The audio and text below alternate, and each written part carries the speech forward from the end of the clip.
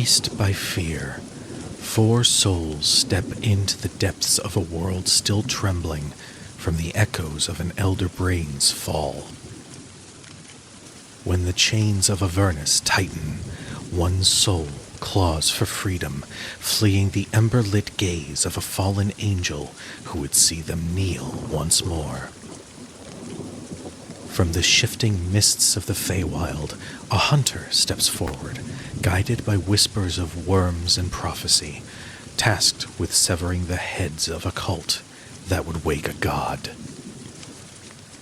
In the shadow of noble halls, a man reborn walks a perilous path, his body reshaped by an elder horror, his mind defying the hunger that should consume him. Marked by twisted hands of the coven, a wanderer treads carefully, ever watchful for the eyes that seek to claim what was promised. And as their journey continues, so too does the stirring of forces that would see them broken, or worse, bound.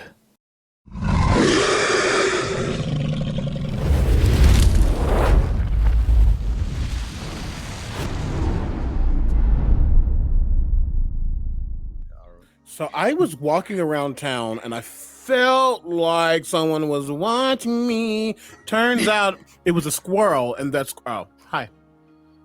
What, was it a red squirrel? Was it a gray squirrel? My husband needs to know this. It was a death squirrel. Oh, A death squirrel. Yeah, it was actually a slide, but it was in squirrel form. Oh, because I just know that's.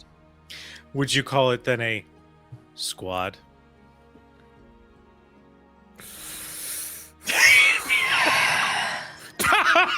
Please.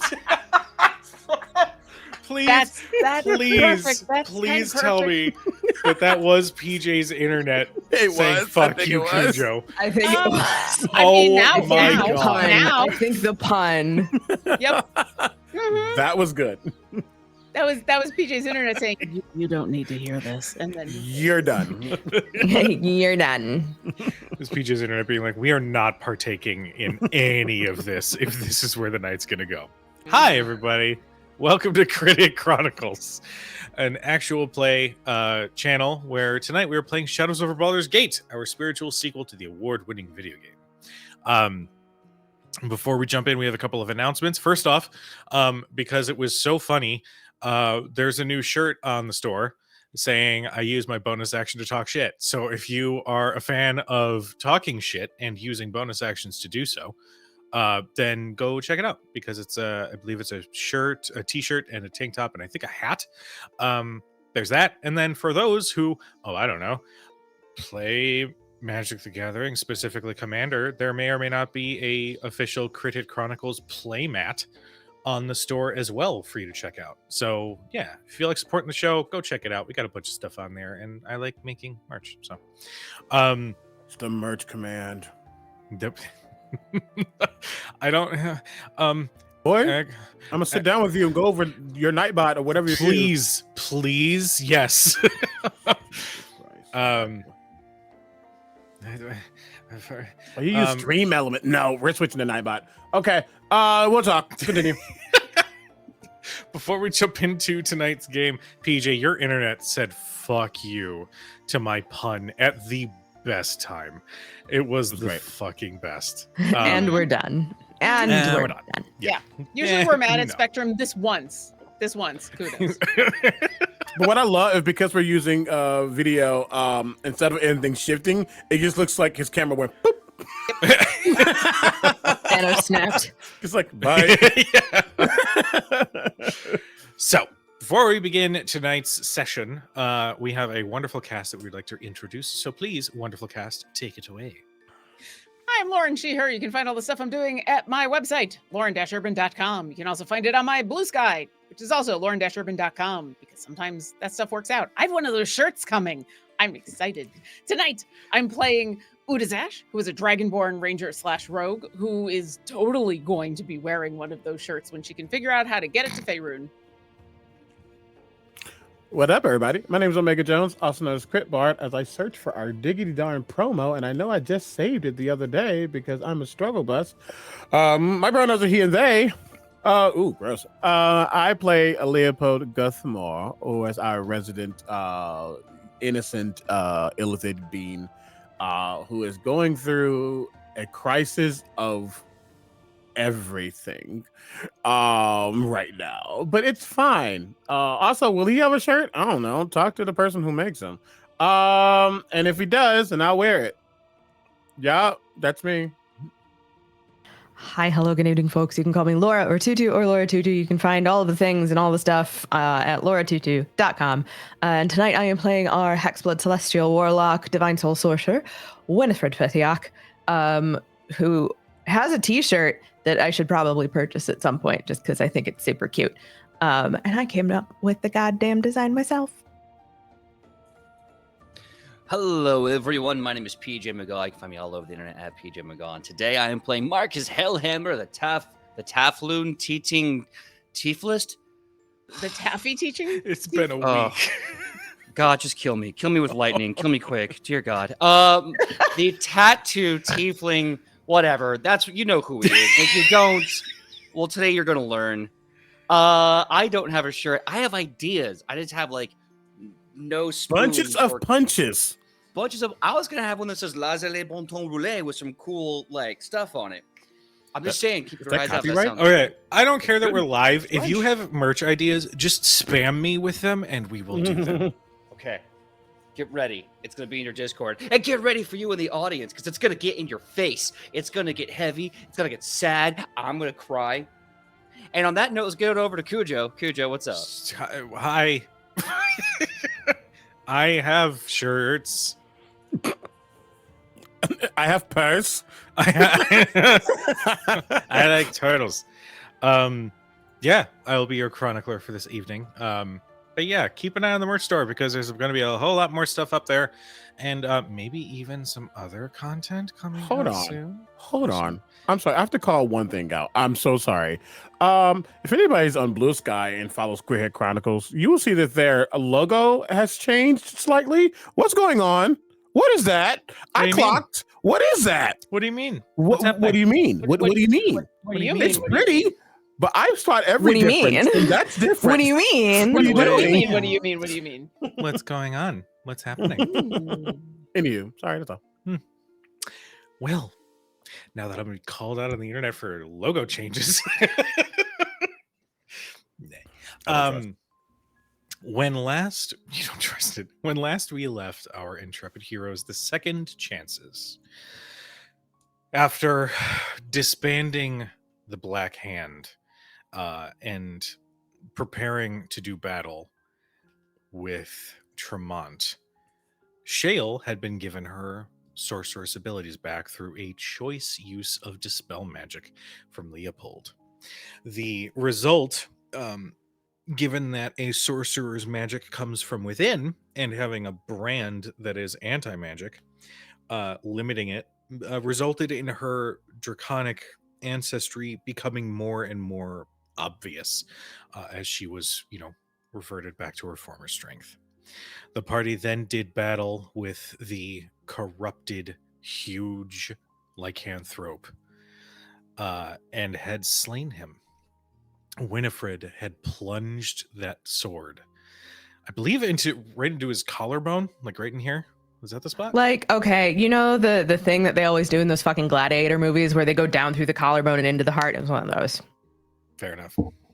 Basically, it was a fucking fantastic kill. One shot. One shot that ass. True villain. But as the dust settled, they gathered themselves. They summoned Halsin, the head of the Emerald Grove, to them so that they could find passage to safety. In doing so, Marcus brought the body of their former comrade, Jack, the gunslinger who had been sent as reinforcements, you might say, at Zariel's request to cause some problems.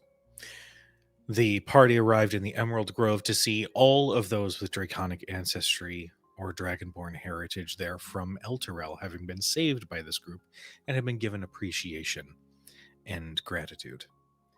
Just as they were preparing to settle for the evening, Marcus and Winnie had a discussion about finding a spot to bury Jack so that they could be given a proper ritual send-off.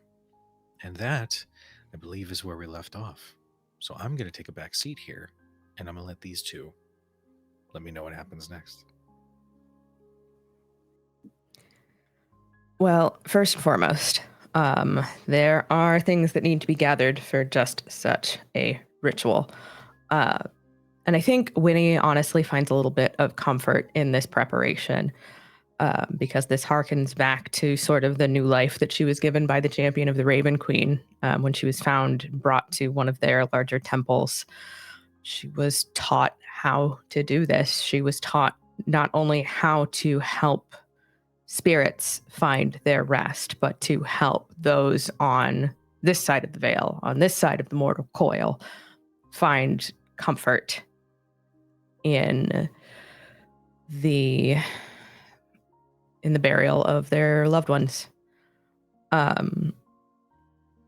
So I think she kind of makes a bit of a ritual out of it. Like she washes off the blood and the gore. She pulls out a set of robes that she probably hasn't actively worn in several years. And when she finds Marcus, she's got like a small satchel slung over her shoulder. Master Halson told me of a spot. It's private, out of the way. As far as I'm concerned, it might be it might be a good place to find Jack's rest. That sounds good to me. I did my own little preparations too, but I need to set that up when we get there. So you lead, I follow, Shell. So Winnie will follow the directions given by Halson. And like keeping half an eye out for the guard that he posted. the woodland critters that are keeping watch. You spot, yeah, I believe it said there was a sparrow and a squirrel and one other thing. That squirrel is on it. They are like, their movements are still, they're still a squirrel, but their movements are very precise and very much ready to throw down should things go left. And I don't know, Chronicler, what do we find? You find Teddy barking in the distance. You find that the spot he had referenced was at the base of a beautiful tree, large, with a trunk that is much larger and thicker than other trees around it. It has pink blossoms at the edges that some of those leaves just sort of gently carry in the wind. It is not, it does have a very loose dirt path up to it, but it's not well trodden by any means. It's very much a sort of secluded, personal location, meant to allow for privacy. And you can't explain why, but the breeze, even though it's nighttime and even though there's a little bit of a chill in the air, it feels comfortable compared to where you just were mere hours before. It's a beautiful sight.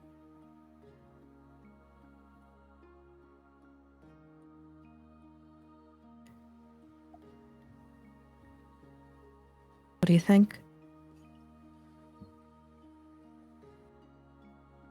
I think Jack would love it.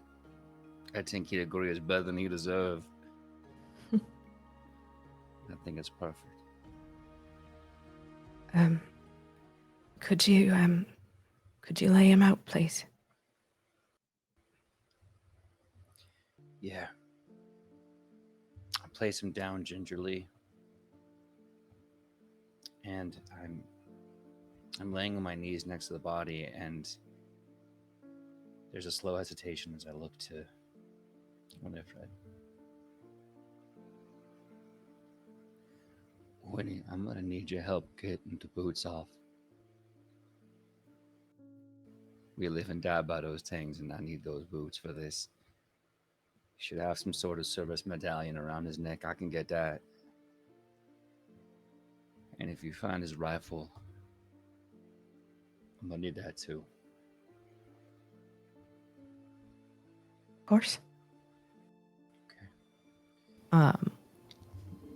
And Marcus, you watch as Winnie slowly and meticulously and almost reverently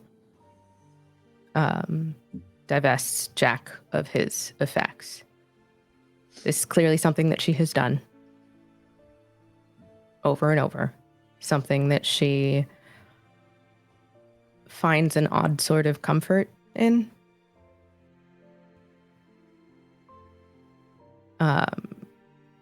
Then she'll set aside his boots. She'll set aside any weaponry that he has. Anything that he might not want to take to the next realm. So placing his boots there, I search around his neck. I find his service medallion, and I hold it in one hand, and then I reach into my effects and I pull out 2 tankards. Pull out some cheap ale. Pop the cork. Pour some for me. Pour some for Jack. I put a full tankard on his chest. And I hold in one hand his medallion, in the other I hold my own tankard. Stare at this shell of a friend. You know, Winnie, when I first got down there, when I was taken away from my family, I didn't know anyone in the arena. I didn't know anyone in the service. Jack was my first friend. He introduced me to a lot of things. And he was also the first to turn his back on me when Zariel commanded him to.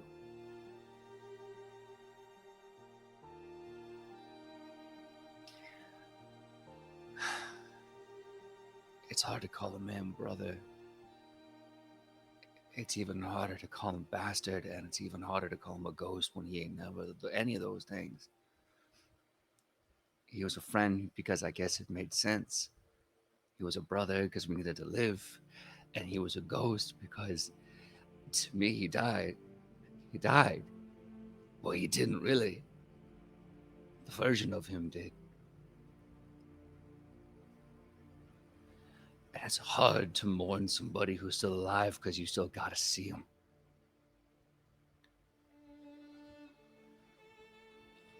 And now I know. And now I know hellhounds only get tired when you kill them. Because they're just gonna keep hunting you down and shooting you. But I guess some part of me still loves the idea of who he was to me.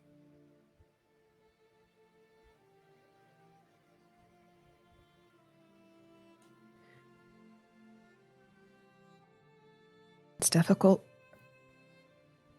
when all you know is strife and toil. It sounds like your bond was forged in fire in more ways than one.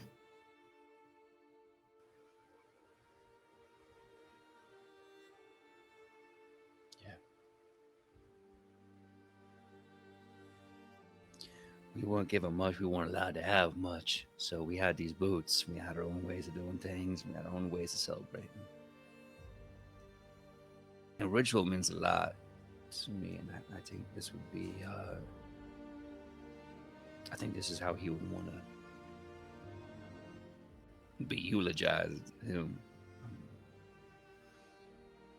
just gonna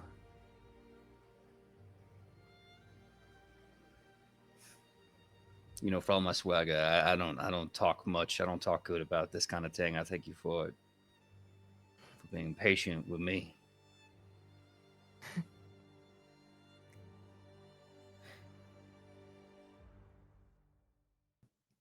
This is what I do. It is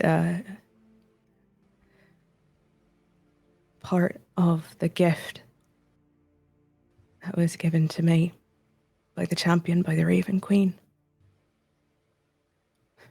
Suppose it's part of the service that I pay for them bringing me back. Well, it's just like me and my cooking, chef. My tattoos. We all got something we can give, and we want to give it. Anyway, we'll talk more about that later. I need to put this man in the dirt, and I need to sing him goodbye. There's a drinking song he taught me when we was idiots, young kids, just going to the taverns in Inverness. And, we don't have any religion. We don't have any songs other than this. I think I might just sing him a good old drinking song goodbye. I take my tankard, kind of give his a cheers on his chest. And with his service medallion in my hands, I crook him by the neck so I can hold him close one last time. This man who meant everything to young Marcus, who turned his back on him when he needed him most, but for a minute, it was someone. And he smiles as he tries to sing. C'est la vie, they say to me, how good it be to live and breathe, free, free, bon ami, stand with me, c'est belle vie, say and pray, lazele, bon temps roulé, when comet's gone, my shadow's none, bon ami and I, nous allons, forever combattre son éton, by my side, ça c'est bon, when the day's gone away, raise a drink with me and say, oh oui, I'm not afraid, lazele, bon temps roulé, for the good times, merci, beaucoup merci, ça va, vive la vie, and be glad that we got to see a time with you and me. One frère one day will say, un jour de la paix. And for now, we join today, shout aloud, sing and pray to the lazele, bon temps roulé.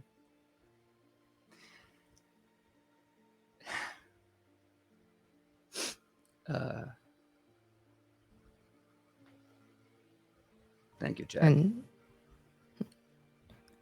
And as Marcus is singing, Winnie takes the time to wipe away the worst of the blood, the worst of the soot, the dirt.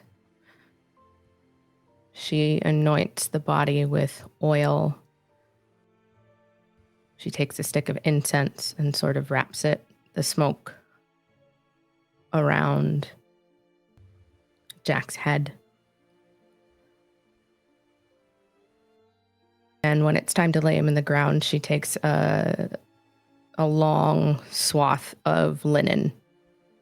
It's almost perfect, white and light and still soft.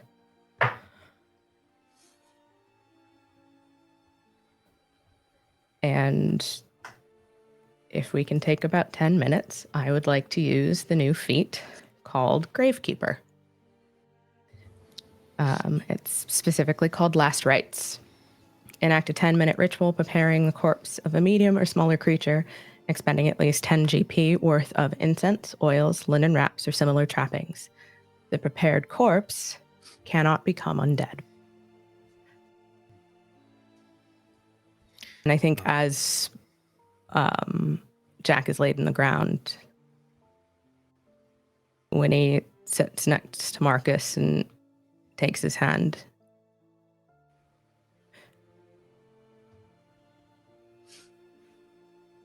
With this, at the very least, his body will remain where it is.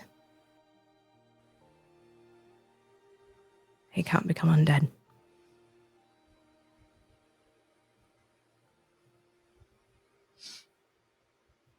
That means a lot to me, Shell. For the body of Jack, that means a lot. I gotta do one more thing for the soldier, though. He grabs your hand and kind of squeezes it 3 times and gets up. He walks over to the boots, fixes the rifle so it's standing upright, gets the service medallion, adorns the rifle. Fade away now, soldier. Your time is done. You ain't gotta kill no more. You ain't gotta be scared. I don't care that you were the bastard that shot me in the belly. Just be the bastard that gets to rest in peace. Fade away, Jack. Fade away. Ugh.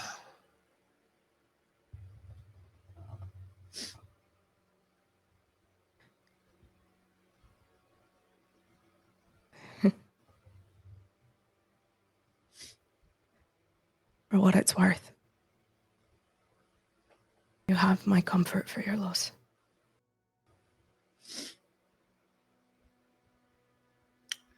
I think that comfort is going to be an angel share. More share. I would love to go for a walk, and I would love to get out of here and let Jack do what he's going to do forever. And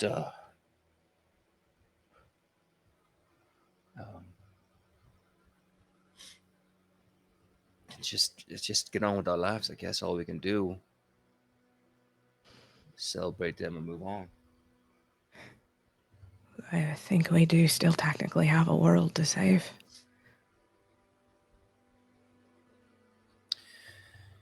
You know, you can't say goodbye to the dead if we all dead.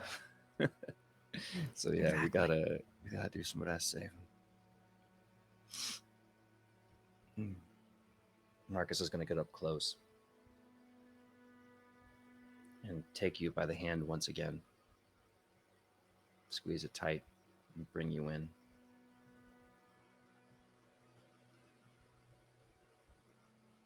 Using his fingers, just kind of prock your chin up to look deep into your eyes again.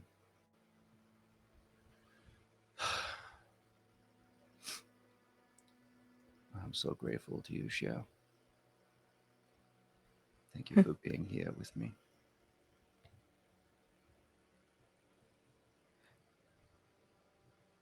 Of course.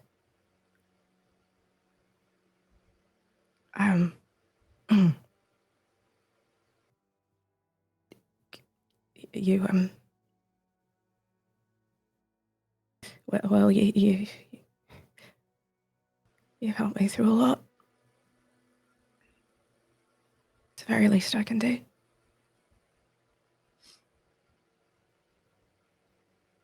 Well, merci, mon chéri. I don't think having the song with me, though.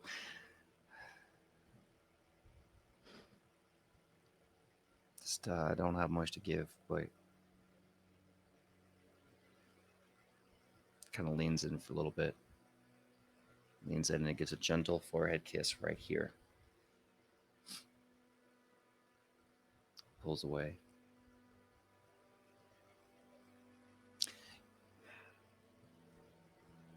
Now, there's a billion words I could tell you, Shay. I could sing you poems, I could write you songs, but I think I'm just gonna say thank you.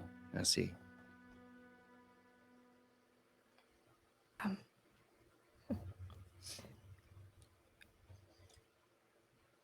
I don't think this will be the last that we have to put to rest.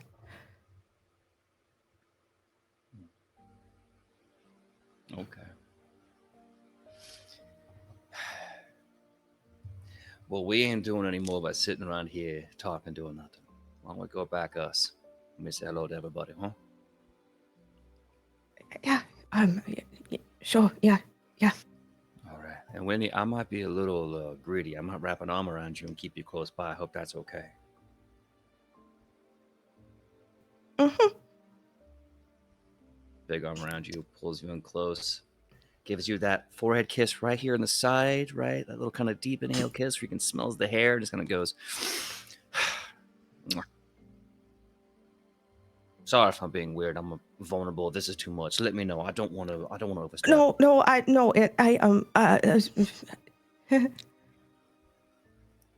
Don't give me that look, Cujo.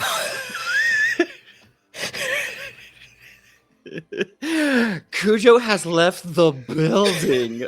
Oh my god. There he is. There he is. On the floor. I am.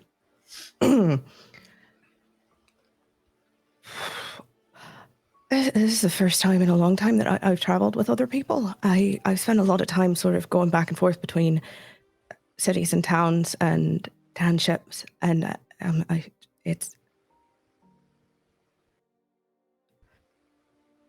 don't mind it. Not in the least. Good.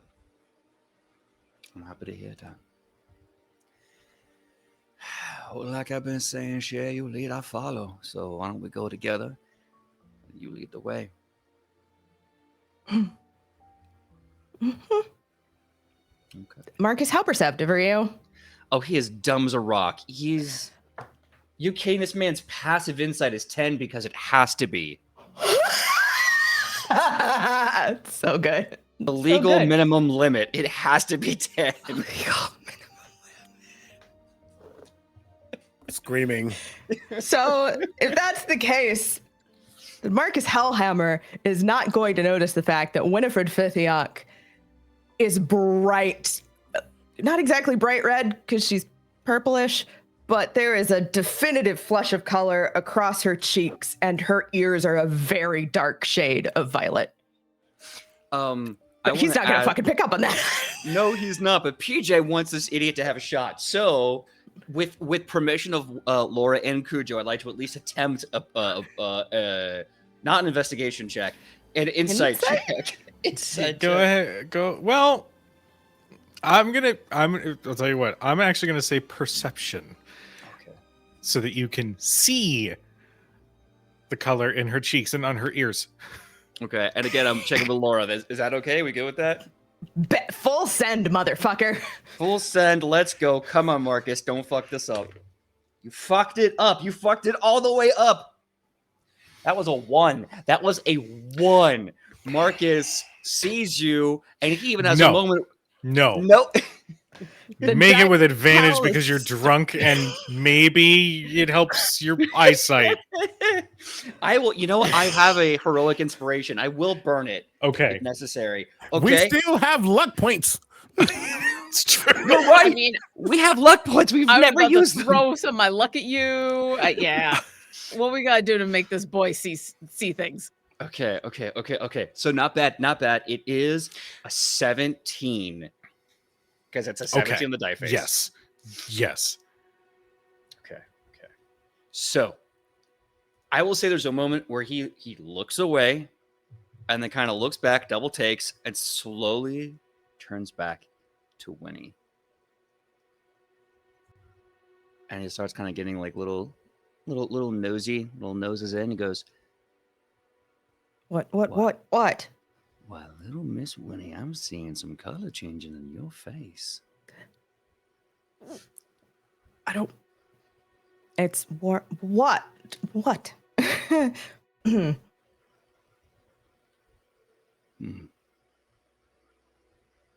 Kind of puts a thumb on your chin, slides it around, turns it a little bit, and gives you a kiss on your cheek.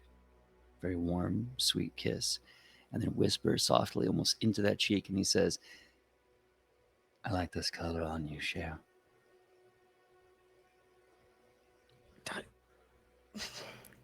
Marcus Hellhammer, you're incorrigible. I am. I'm a very bad influence, me.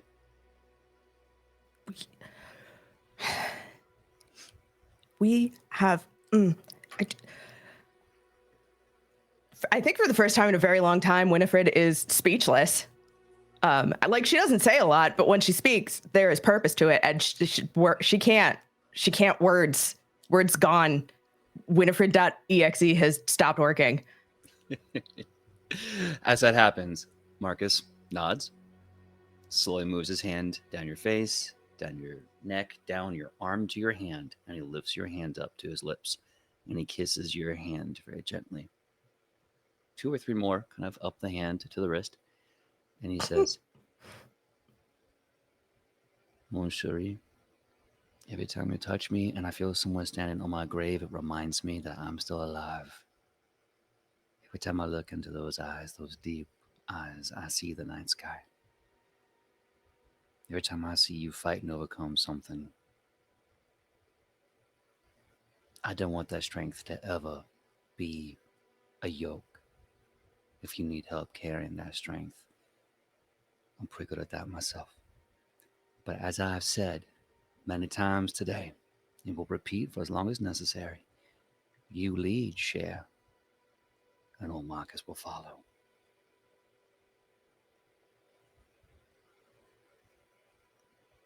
Shit, I need to flip a coin. What we flipping? It's giving flips. It's giving flips. It's giving flips. Hannah's gonna kill me. Hannah can't even be here right now. I know. Okay. They're gonna kill me. I've never thought of a better use for this coin ever. High, Yes. Mm-hmm. low. I won't ask for what means what. I will just flip the coin for you. If you're okay with that. Go for it, because I can't find mine.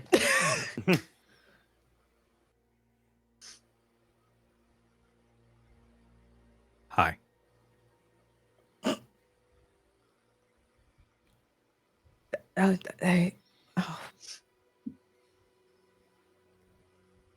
Bollocks. And Winnie steps forward, takes Marcus by the collar, and kisses him full on the mouth.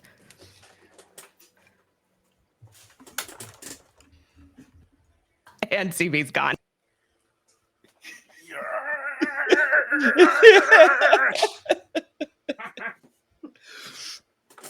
Yeah, it's like in my brain, it's 100%. Yes, pop that fan.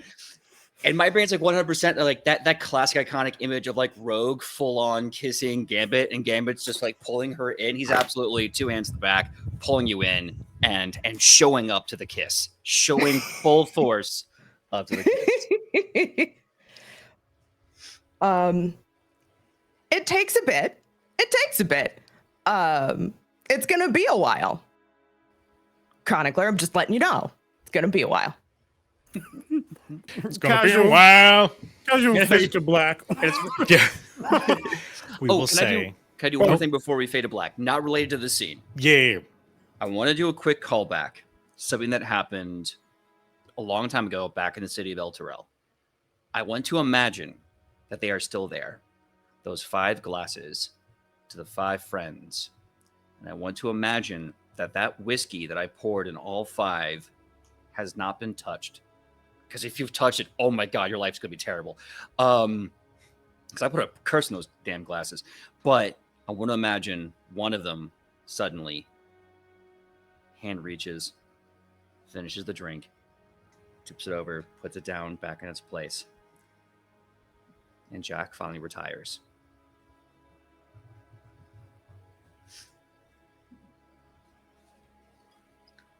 Oh no. Why are we flipping again? I don't know what you're talking about. So,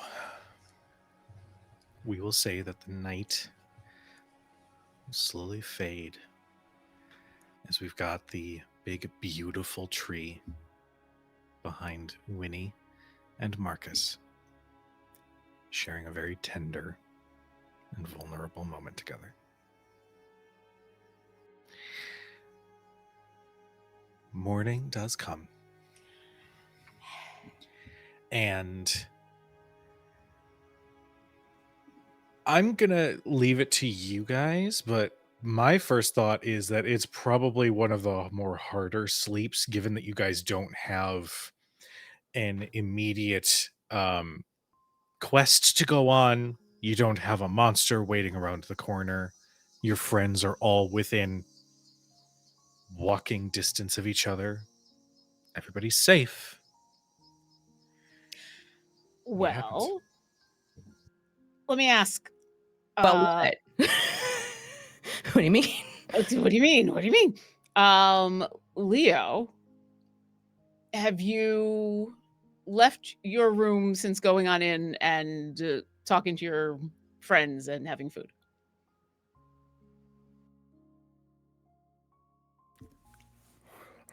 Omega wants to say yes.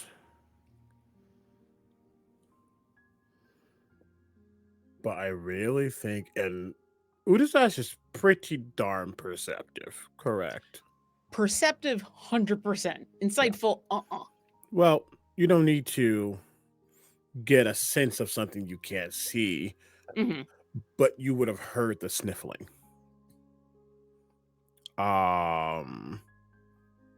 Which soon would have been replaced by eventual snoring. Okay. You did not see him come back out afterwards. He pretty much passed out.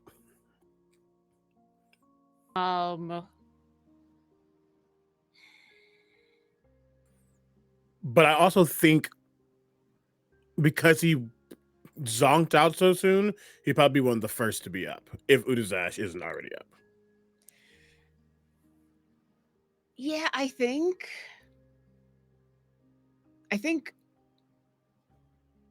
Udazash is already up. And so what you find is she's already up. She's found breakfast. It's sitting by her side, and there's breakfast for you too. And she's like rifling through her bag looking for something and pondering something. And she's in the same spot she was last night when she sat down to kind of keep watch. He would have come out in. Oh, I need to roll a dice because I gotta take some damage. Why you got a damage? Why you got damage? Well, It's too early for damage. things that is 5, unfortunately. You would see him in his human state. The disguise, the magic's illusory upon him. And as he comes out, kind of like groggy, sees you sitting there, and while there's different food, still the fact that you're sitting there. Good morning. Did you not go to sleep? Oh, I slept. I got breakfast. It's kind of a hodgepodge of stuff. It was hard to figure out what was okay for us to take. Every time I thought something was okay, a squirrel would yell at me, and then a druid would come by and then give me something. So I basically just asked a bunch of druids for stuff. But all of this looks really, really good. Oh,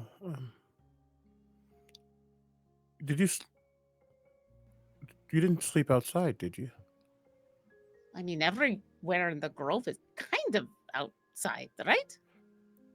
Oh, yes, but they have beds. Apple?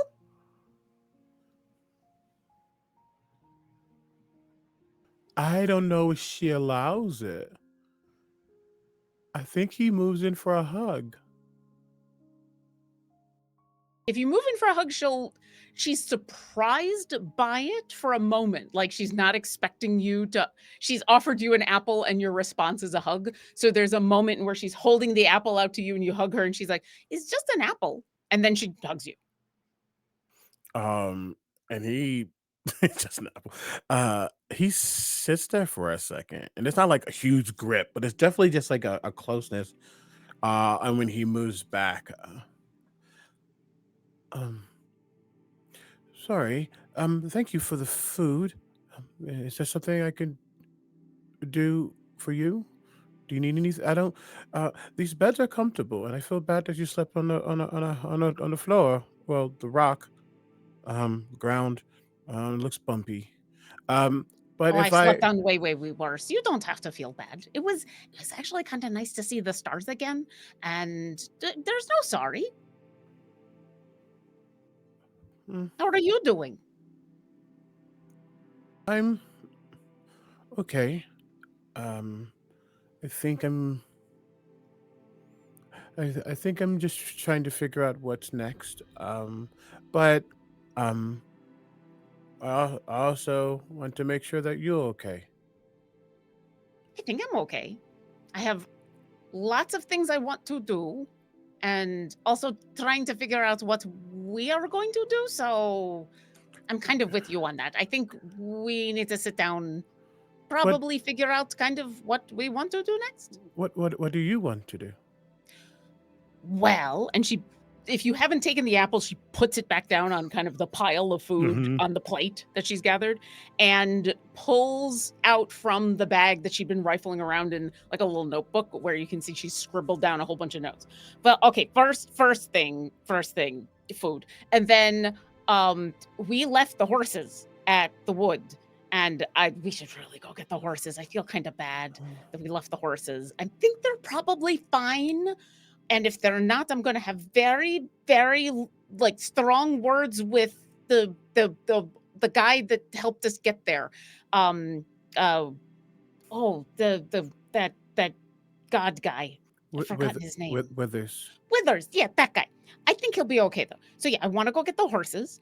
And then I had a couple of questions, like little things for the druids here, because I figured they might be able to help with a couple of things that I have. But that's like immediate things. And then definitely there was, what the four of us wanted to do next. Um and then kind of figure out what Shale wanted to do and what Gren wanted to do. Like Gren is basically like a newborn person, so I don't know if he wants to come with us or if he's got like a place to go. So probably figure Does out it what he seem wants. like Udazash, even if it's naturally, does it seem like Udazash is like skirting around her personal goals for the sake of everyone else? Or does she just think of others first? Um, it's if you give her another second or two, you'll figure out it's a little bit of both. Because what happens is she goes through these immediate goals, and then kind of the middle goals are figure out what everybody else wants. But then the longer the term goals get, it turns into well, then I have to go back to Elturel because there's still 3 lanterns out there that we need to hunt down because we only found the one, and then we got kind of distracted by the Archon and all that kind of stuff going on. And then I need to do some research because I've never killed a demon lord before, and I've never killed. Is Tiamat? Is she just a big dragon with a lot of heads, or is she like a god? I don't know. Technically, goddess, yes. Goddess. Okay, so I've never actually killed 2 of those things before, so I really should do my research before I go to, help Marcus with killing Zariel and killing the Tiamat for Titania, and then I gotta get to Hell, Avernus. I gotta go there. I don't know how to get there, so I gotta figure out. Do you know how to go there? You see that he has not, like, even though like there's been moments where he's like piped up like goddess moment and stuff, he has like not strayed away from what Udazash wants. He's been waiting for the thing. And he goes, okay, those are a lot of things. I think we can start with horses, but I also The horses are kind of immediate. They can't. The rest of that can wait a little bit longer. not a long bit, but I think I can help you. Oh, I know you can help me, but with probably all of them. But were you thinking horses or which one? I think trying to figure out what I'm supposed to do, I guess. You have such a vivid. Marcus just wants to punch things, and Miss Winifred, um, um, they have like a goal for the dead, and also, well, the grave and the loss and all that. They feel that this feels like a thing. I the way you want to do so much, but I don't really. Nobles are selfish. You're not. I mean, I'm a little bit selfish. I want to do it all because there's so much to do and see and experience, and it's all kind of fun. I guess there's something about maybe it's the way you think, maybe it's the vastness of it all, but it's kind of calming. It's not as punchy as Marcus's is. Miss Winifred is great, but sometimes the death magic is like scary. And I don't really want to go back to wherever we came from with Trinity. But your path sounds like fun. So maybe once I figure out what I need to do in Baldur's Gate, I can help you with all of those things. But I would be honored to have your help. Is there anything you would like to do? I know you talked about wanting to practice doing mind things, pokey things. And she's like pointing at your head when she's doing it, but then eventually she just pokes at her head and goes, I can help you. I know I talked about helping with that, but can I help you with that? Or, is that something you need practice? Can you do any of that while we're going to get the horses? Can we start today? I do feel like I don't want to say my mind expanded, but it does feel like there's more. I just don't know what it is yet. I will need to practice. I also need to get Kellen and Mishka down here, but we can get the horses first. We can get the horses, and then we can go to El Terrell, and we can get Kellen and Mishka, and then bring them here. And that is like killing 4 birds with 2 stones. That is like doing a lot of things all at once. Very economical. It's technically 1 stone, 1 hydra, because it's kind of the same thing with different heads. And it's technically 1 stone. We don't really gather more stones unless we need to do stones. What? Why are we going after a hydra? He finally looks down at the apple as it floats up, and he just shakes his head. Never mind. Do we want to go now? Are they asleep? We can. We should probably talk to them before we go, if only so that they don't get very worried. Because I know I would be worried if they were just gone. So, and who knows? Maybe they want to come with. I was going to also go talk to Halson about maybe getting us back there really quick, so that we don't have to walk all the way there. Can the horses go through the trees? I don't know. We should find out. Yeah. And he will. I think it's that. Yeah, Udazash grabs 5 different things, stuffs them in pockets, a bag, stands up, and is basically going to run with you to go find Halson like a small excited child. What you notice, is as you begin to follow, because he's probably started to move as you were gathering, and some of the items definitely floated into the bag as well as you were grabbing them. But as you begin to walk, and he's probably a foot in front of you, even though you're going to pass him because you have a much higher walking speed than he does. It's probably a pass and then stop so that we're trying to be together. But you'll specifically notice that as he moves, you don't originally see any footprints, because as you look, he is slightly hovering off the ground. And there's at some point where she notices that and is just that is so cool. And then we'll go find Halson. All right, you find Halson.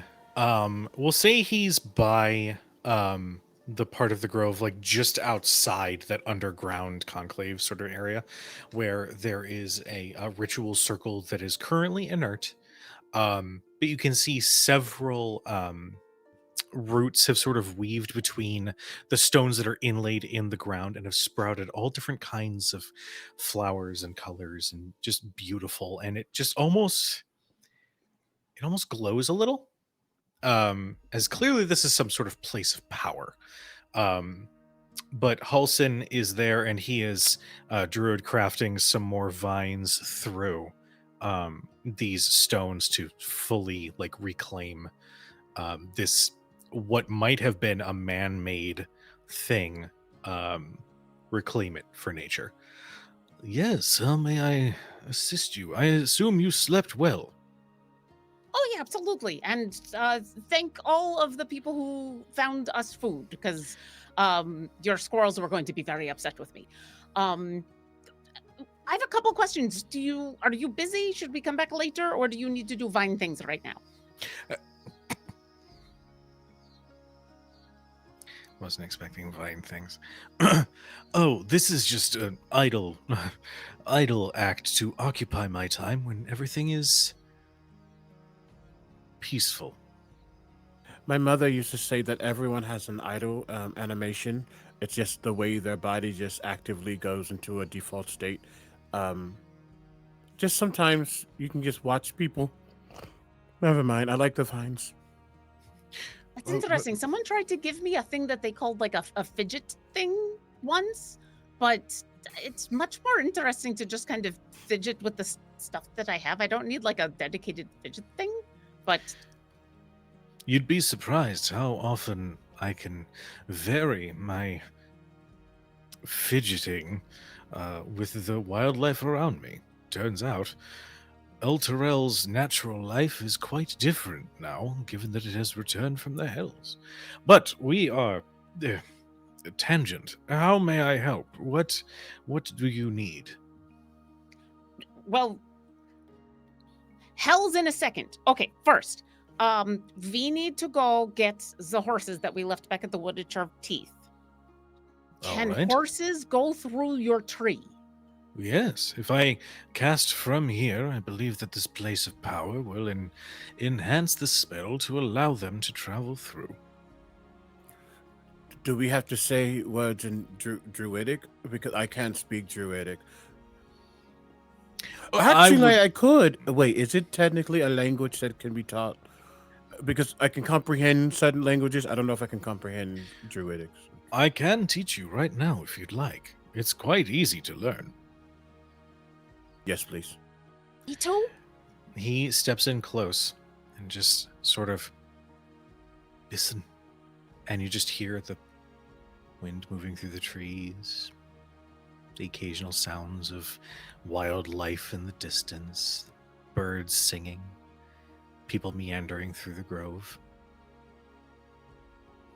That is the language of the trees. He just starts monologuing about the beautiful language of trees that you guys clearly didn't hear. It's up to you whether or not you want to fake it or not, but he's just convinced that everybody can hear it. I mean, Udazash speaks Sylvan, so she knows that trees do speak. So I think she thinks she just missed it and is gonna just continue to just listen real hard. Leo is like, oh, the wind. Sorry. Oh, he really thinks he can hear the wind now. This is bad. This is real bad. You messed up. He's like, oh, that's what they're saying. No. Oh, you're getting it, Leo. I'm not getting it. I think I'm missing it. That's that I know Sylvan, and so maybe I'm getting them like cross purposes. It feels peaceful. Oh, that's nice. The grove is at peace. It has been for some time now. But yes, I can cast the spell myself. I am familiar enough. Plus, I've cast it more than enough times to perfect it. So yes, I can simply cast it from here. And allow you time to reclaim your beasts of burden that should be allowed to roam free. I mean, they're not a burden to us. They're awesome. And I always ask before I have them do anything. And then I give them lots of apples. Oh, well. That works. He just easily steps back from that comment. Is there anything you guys want to do before Halson casts transportation via plants to allow you time to reclaim your horses? Essentially, we don't have to go into a full blown out scene if you don't want to. I'm assuming he casts it. We grab Sure. Benjamin and Clarence and then bring them back through the tree. Done. So, I mean, if that's what it is, I'm perfectly happy with like skip, unless Leo wants to do something with like. No, I think especially as he does not really want to be in that necromantic place. Yes, goes, grabs if he can to animal handling, maybe. Yes. Give me an animal handling. Let's see. Can I assist since I'm very good at this? Yeah. Okay. I'll say you can roll with advantage. Okay. Yeah, that's a 19. Nope. Yes. No, 18. 18 is more than enough. You could, as you show up, the horses almost eagerly look in your direction and immediately walk with you with a little bit of with urgency with their steps. Awesome. Yeah, lead him back, get him to whatever stable area they have all the beasts. In comparison to yesterday, let's say evening afterwards, was kind of a sudden. He seems a little more at peace. Maybe it's the monotony, maybe it's doing something, not distressed of being at. And also, yes, we just were told by Withers that we basically have to. We are the ones who will save the world. So there's been a lot of, I think all of it hit at once after the problem was done, but he seems a little less stressed out. I think he just needed to have a come to Jesus moment with these horses. Benjamin and Clarence are there for you whenever you need. So yeah, we bring them back and then let them loose. Okay, go find Larry and go play with him. I'm sure it'll be fine. They take off gleefully into the much more comforting surroundings. Okay, so that was the first thing. Okay, second thing, and then I look at Leo. Should I ask about the? I've got that horn that I wanted to ask him about, and then I wanted to ask about the hells. Should I ask about the horn or the hells next? Horn first. Oh, okay. And then Udazash is going to reach in and grab the horn. It's the broken horn that she got from Archon's body that's been made into a drinking horn. And is going to hold it out to Halson and say, so that red-scaled dragonborn who was the champion at Tiamat, we got this off of him, and I've just been carrying it around, and I feel kind of bad because I don't know what animal it came from, and it's kind of icky. I don't know why people take like trophies, and I figured who would know better than like a bunch of druids what to do with like some animal's horn. So do you know where this came from and what I'm supposed to do to like, should I just bury it? Halson is going to. He doesn't have identify. I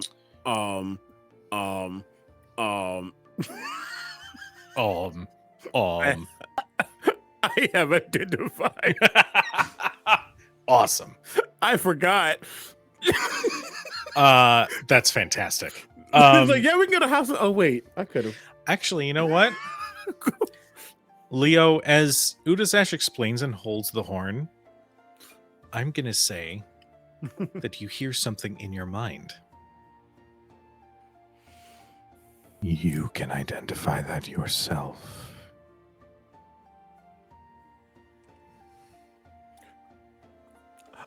Oh, I do have. Sorry. I think I could probably. I didn't realize. I thought you needed a a druid, like nature, I could identify.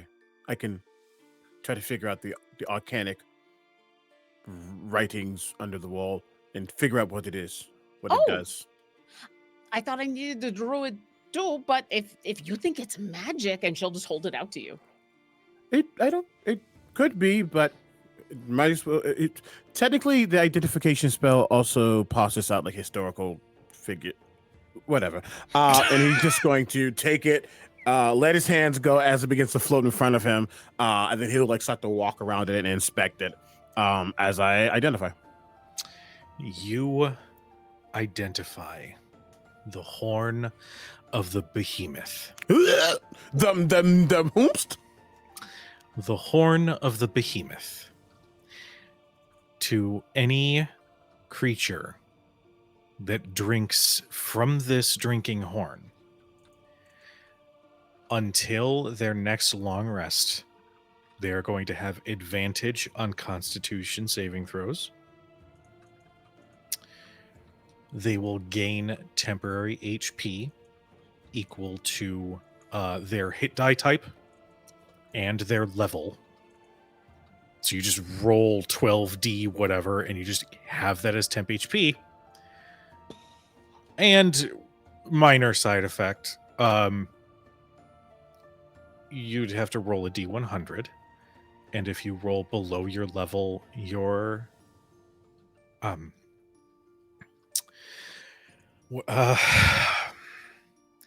my brain shut off and I can't think of the word. Lawful evil, lawful good. The Alignment. Alignment. Your alignment will shift. Oh. Towards, if you are good, it'll shift to neutral. If you are at neutral, it will shift to evil. And then, after that, if you continue drinking, if you are lawful, it will shift to true. If you are true, it will shift to chaotic. And then if you keep drinking, does it just wrap around and suddenly become lawful good? No. I'll say that Drat. you know what? We'll add a little bit even more spice into it. If you completely max out, you will gain the monster stat block of a pit fiend, but you will essentially lose sense of self and just become. You're an NPC. Yeah. You're making a new character. Yeah. That's not minor. No, that's a fairly large. I'm assuming that's legendary. Oh yeah, Very rare. 100% legendary. And roll under your level. This is like the opposite of divine intervention. yeah, Where pit fiend man bear pig. Dragonborn were pit. Too much. I was not bit by any of the werewolves. I don't know what everybody is talking about. I was swallowed. Well, In addition- I have enough character. I don't need more character to my Yeah. character. I need to add templates to my character. In addition to the mechanical information, the behemoth is it's a creature that exists somewhere in the hells that is the big bad that even those who reside in the hells tell scary stories about. There is something down there that puts even higher level fiends at pause. That if they encounter such a creature, it's not a guarantee that you're ever going to come out the same from that experience. Oof. And here's the horn. And here's the horn. Yay.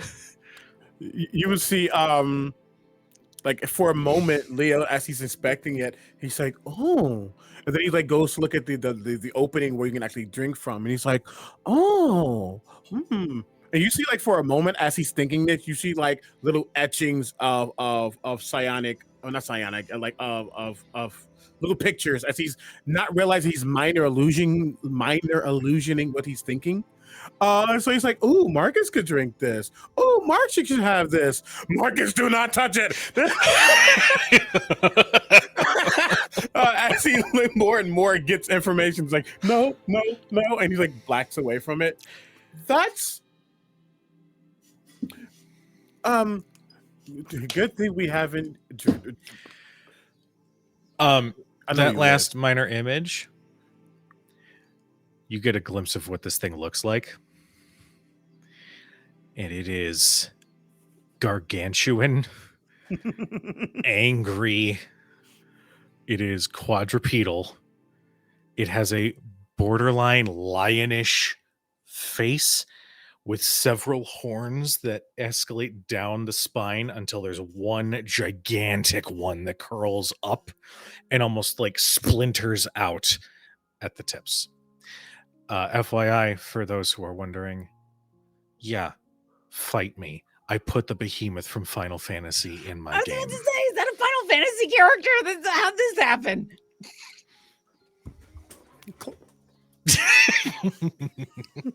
The minute you were like, "Oh yeah, the lion face and the spines," I was like, Yeah. No, he didn't. Yes, Yeah. he did. That's some XP right there. Yep. Oh, okay. That's not danger shaped. That's XP shaped. Let's go Yeah, get some dude. ultimate weapons, y'all. Leo, we're that gonna started die. off really, really good, and then that went through. So wait, did everything that this guy had on him, was it just the really, really bad things? Like his hand was bad, his horn is bad, that axe was bad, everything is bad.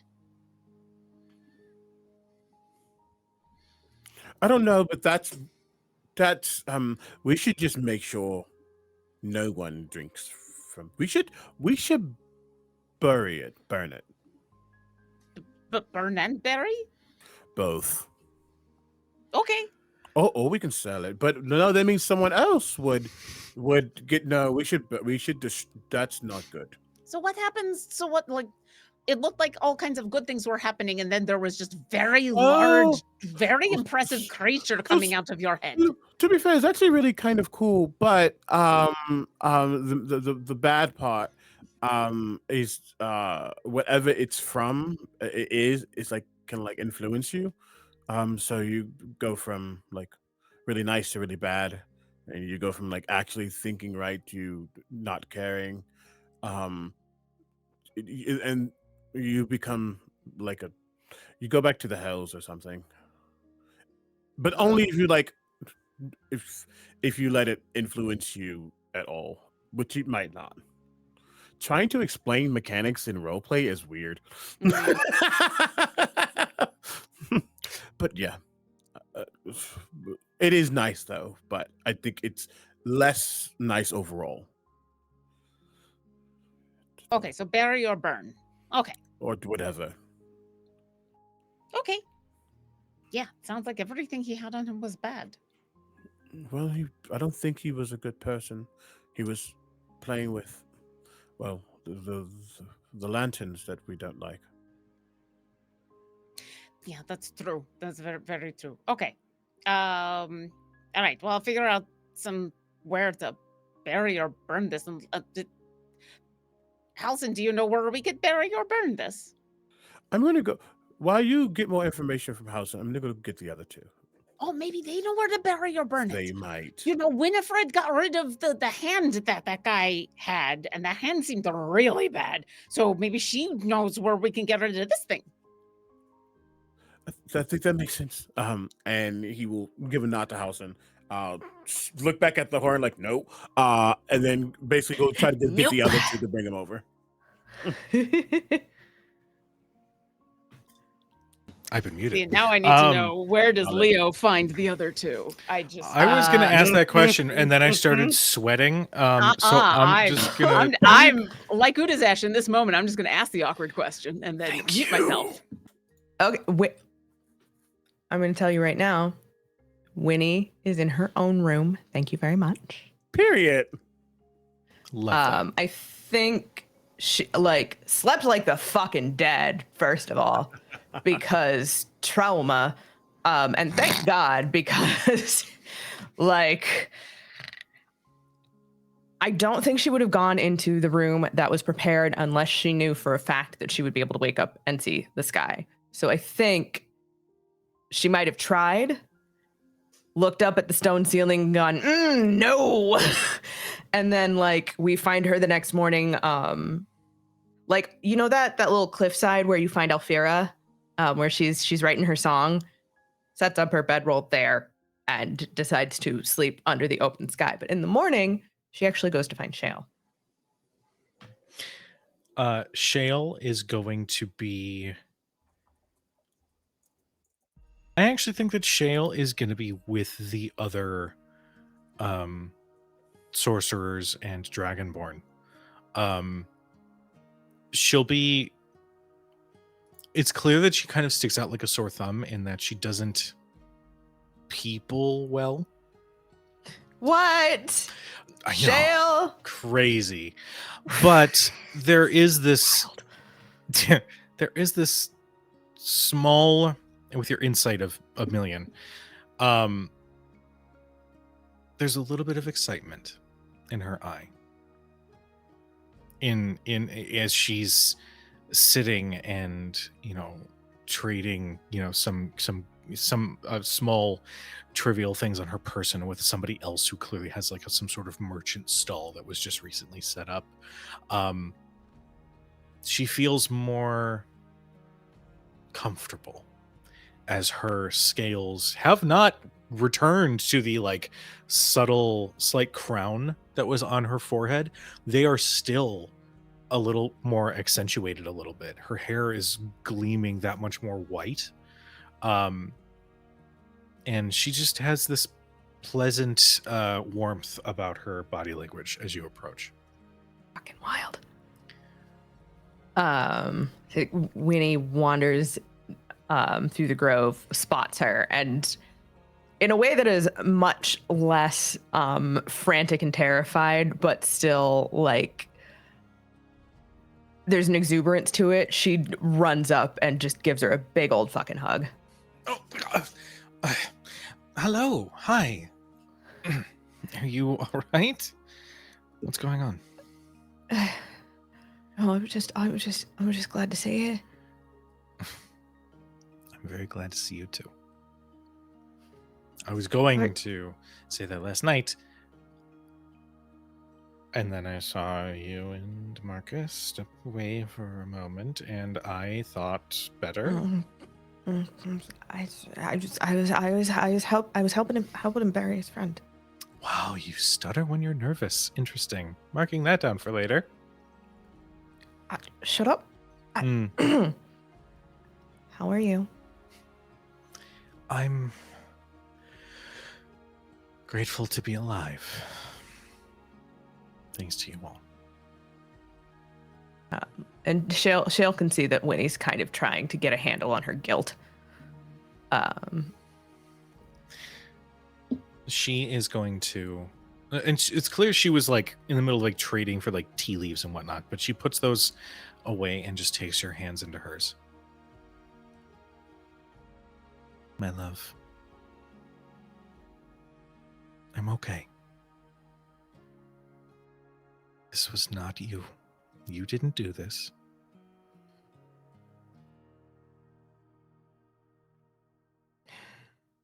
I know, that son of a bitch was looking for me, and you were the one he found. Yes, well, I like to think that he learned his lesson very well in how much of a foolish decision that was. Besides, hearing you scream Tremont's name kind of gave me a chill down my spine, and that was... I'm learning things never to piss you off that much. But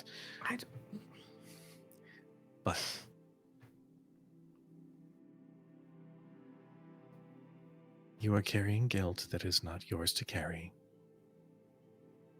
The one who should is currently fucking dead. Don't carry blame. It is not yours. You didn't know what was going to happen. Literally, I didn't. I didn't remember his face until before we found you. How are you doing? Since I ask this as though it wasn't just 10 hours ago, 12 hours ago, but I don't know, a lot's happened. yes.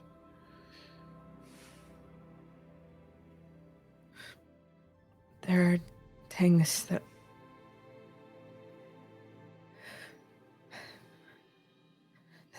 I understand why my patron had them buried.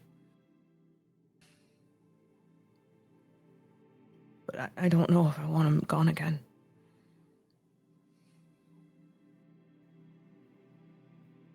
I understand.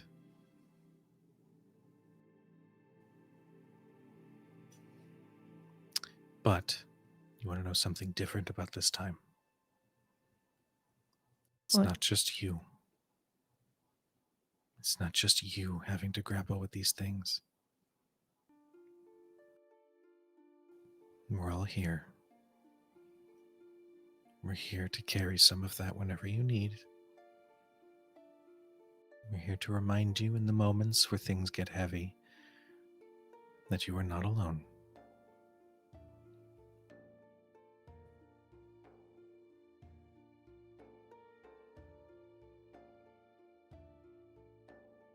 Shale, the hags,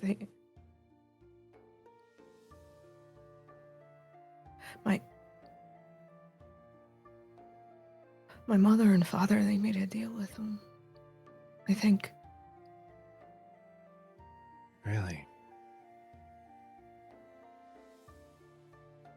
And they tried to fight. When they came to take me, they tried to fight, and they.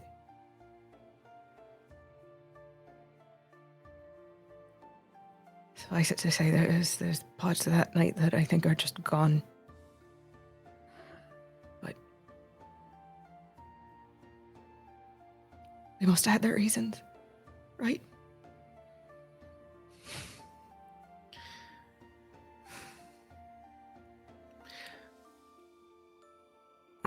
Respectfully, any reasons to make a pact knowing it's not my place.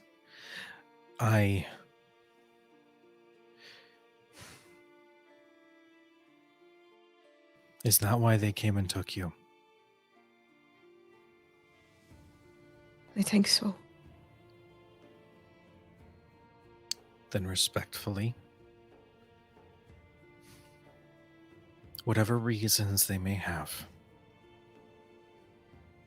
it is not enough if it means that you have to let go of your child.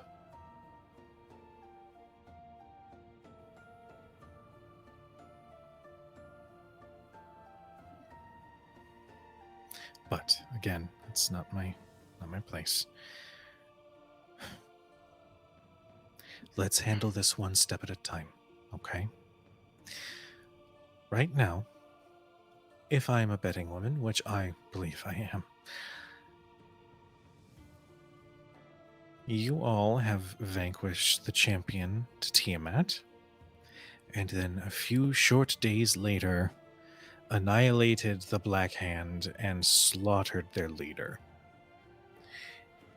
If I am the Red Teeth Coven, if I am still planning to pursue, I would think very carefully about what that next move would be. Because it's clear that coming after Winifred Fithiach is folly.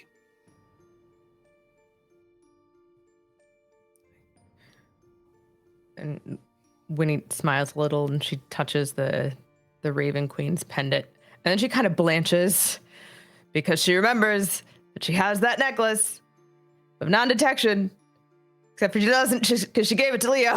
Mm-hmm. Oh, I need to find Leo. I need to find Leo. Yesterday. Why? What's wrong? What happened? I'm a little exposed right now. Okay. Leo, and she like kind of like power walks with you back to where. At that point, Leo's probably walking over to go find. Hi. Yes, Leo, darling. Hi. Wonderful to see you. Did you sleep well, that necklace? He reaches into his pack and pulls out the necklace, the amulet. Are we okay? What's happening? No, It floats over to you. Oh, thank you. And she's gonna put it on and like take the time to attune to it. I know it was a precaution for precaution's sake, but let's not give them a chance. The coven, I mean. Better safe than sorry. Leo, for holding it for me. They can spot you when you don't have that on. I think that's how. Before you came to us, I have nightmares pretty frequently, and I had one when we were in Baldur's Gate, but it wasn't a nightmare. It was one of the hags. They found me. You see his eyes widen, just putting like 2 and 2 together. Probably wrong. Are they here now? What can I do? No. And Winnie's gonna like reach out and take Leo's hand. As far as I'm aware, we're fine. I just don't want to give them the opportunity. That's all. Oh, but okay. if Tremont had managed to grab me as well as Shale, and I was wearing this, well, we would have been in a mess of trouble. If that's the only thing stopping them, and that could fail, you see, while he is a scion, you see the wizard find a magical problem. What if I fix that for you? You could do that. I can do a lot right now. More than I probably should. So there's literally no time like the present for me to figure out a way how.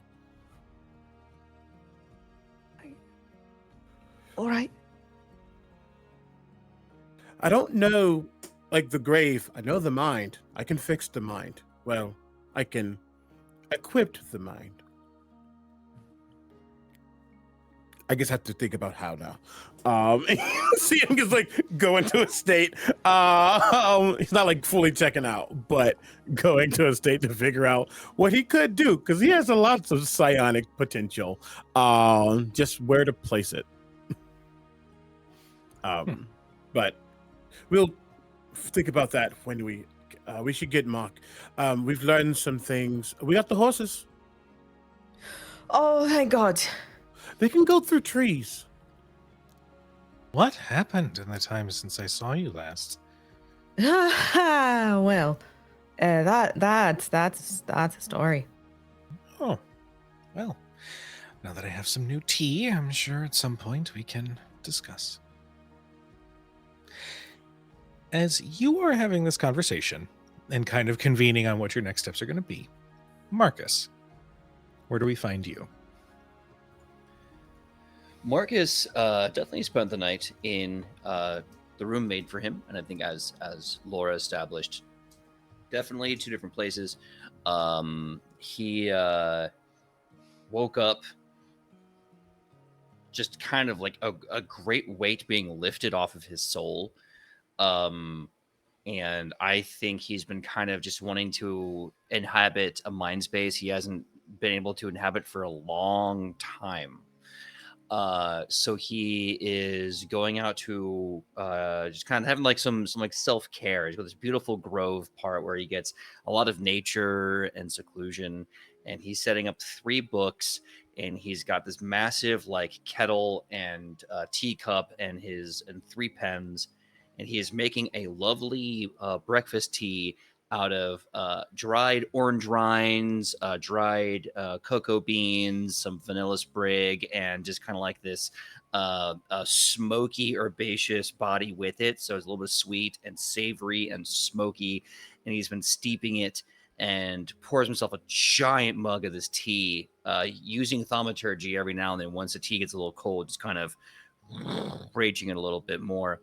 And as he's just like tea in one hand, he's reading 3 books of absolutely forbidden demonic lore, going deep in the devils. And then with the other book, he is just practicing more and more tattoos, including one in particular, trying to spell his name as best he can, and Abyssal, just taking time to, and then just looking at nature, just vibing, finally feeling a little freer than he did yesterday. I will say at one point, Core Gren is going to like peek in. Say, "Oh, hey, I noticed that you had kind of disappeared. Mark, hey, hi." Like clearly sees that you are completely like enthralled in your books. What hi, what you working on? Oh, I'm sorry, mon ami. I'm just working on some artwork. I'm working on trying to invent something that ain't never been invented before. Me. Whoa. No pressure. No pressure at all. That's why I got to work on it.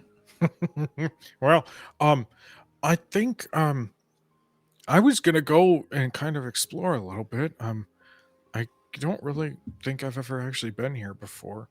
I think some of your friends were kind of discussing maybe some next steps. I don't know if you wanted to be a part of the conversation or not, but I figured I'd just, pass along. What was that, Richard? Oh, you said nice move? I will. Something about last night? I don't know what that means. I don't know it neither, and I don't think I have any opinion to say. And No, you said Richard, that you do. You definitely know. Richard, I think it is unmanly to be spreading rumors like this about me. I don't appreciate that none at all on me. Richard, I'm not repeating that. Where did you get a potty mouth? And he just like, Richard, are we gonna have words, huh? Richard, do we have an issue? Do we gotta no, step no, outside? no. More outside than we are currently all outside. Richard, I'm in a good mood. Me, don't ruin that. You okay, Richard? I'll give you a pass. You cute little rat with your brain exposed. Do you need a hat, Richard? That is a grotesque. That is Barnabas. Oh, that's Barnabas. Richard Barnabas. Richard is just a rat, not a cranium rat. Wow. You know what? You're right. They don't all look the same. Wild. Hey, no, they don't look the same, but one definitely controlled me like a friggin' Voltron. That's for sure. That was Barnaby, correct? Barnabas, yeah. Barnabas. In the distance, you hear, "If only he could have transformed, that would have been so cool." Oh my God. Marcus is more than meets the eye. As everybody finds a bit of peace, this is where I'm going to put a teeny little wrench in before we go to break so you guys can think. So, at this point in the game, you guys are going to have several weeks of peace and downtime.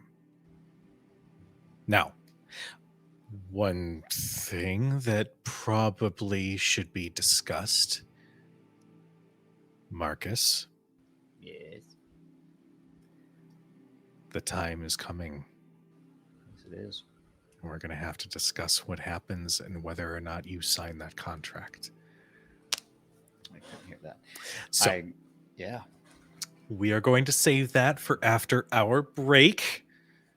But To those in chat, thank you so much for tuning in. We love you. We appreciate you. The ship is real. Okay, it's fine. We are going to take a quick 10-minute bio break. So get up, stretch your legs, get some water, take your medicine. If you haven't, get a snack. And we'll be back in about 10-ish minutes. Be right back.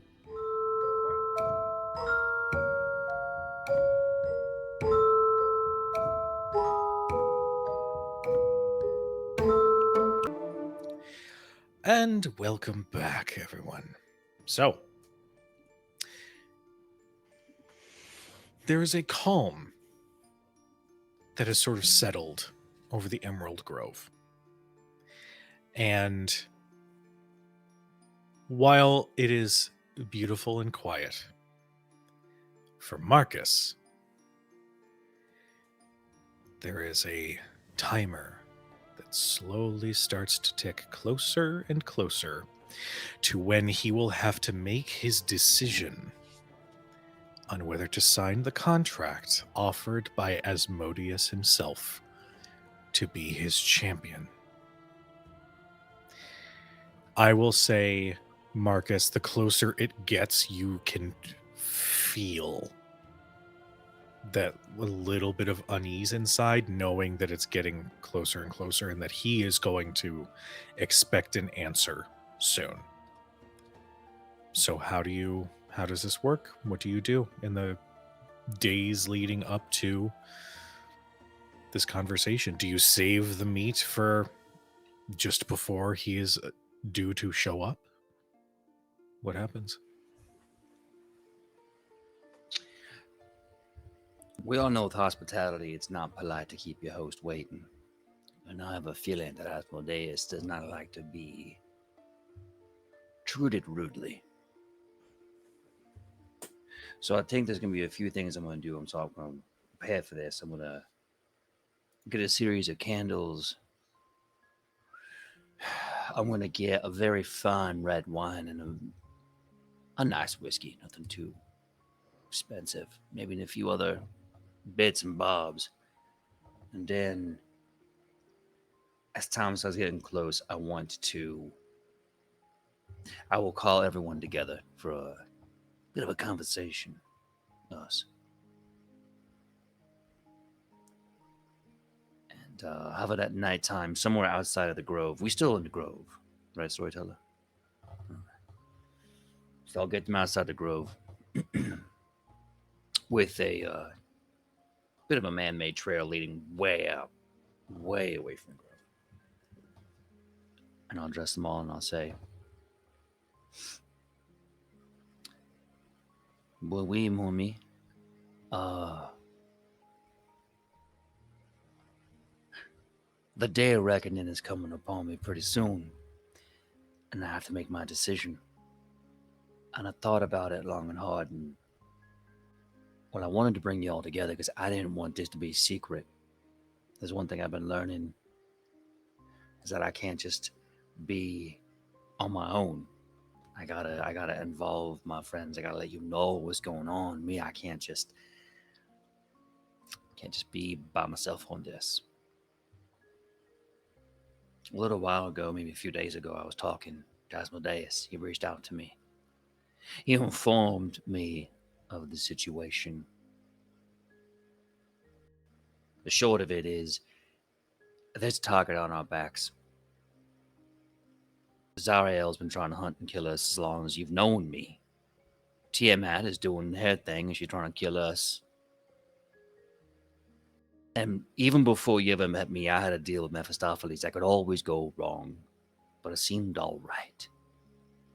And now we're in a situation, and this is my fault. I'll take credit for that. That Asmodeus now potentially has hellhounds on us as well, unless I sign with him. And the way I see it,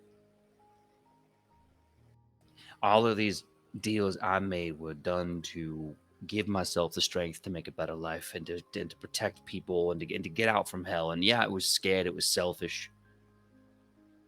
But as I say, the road to hell is paved with good intentions. If I don't sign this, I will make Asmodeus very mad. He will send his people to kill us. If I sign this and Mephistopheles gets mad, it will continue to be the same situation as it was since we met. I don't like that they are willing to put you all in danger. They can do whatever they want to me. I made that deal. But I don't like that they are threatening you. So I'm letting you know. As stupid and foolish and possibly selfish as it is, I'm taking this contract. I'm bonding with Asmodeus as his champion.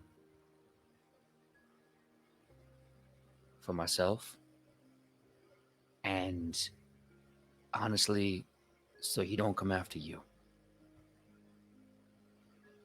He made it very clear he would. And I know he's a father of lies. I would hate for this to be the one thing he was truthful on. So, I'm bringing this before you. I'm happy to talk this out with you as much as you need. And I'm hopeful, but not expecting that maybe you'll be there when I sign that paper. Thank you for listening. Please. Let me have it. Let me have it.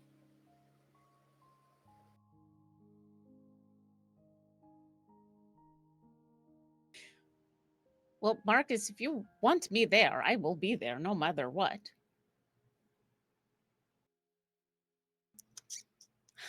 I hope you don't sign because you are worried about me.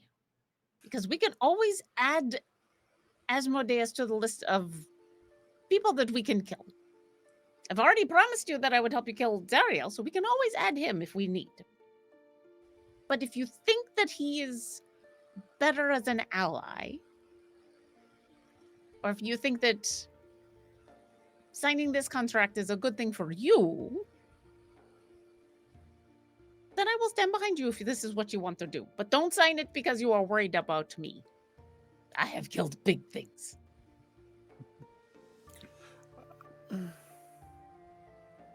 I didn't like choose to be.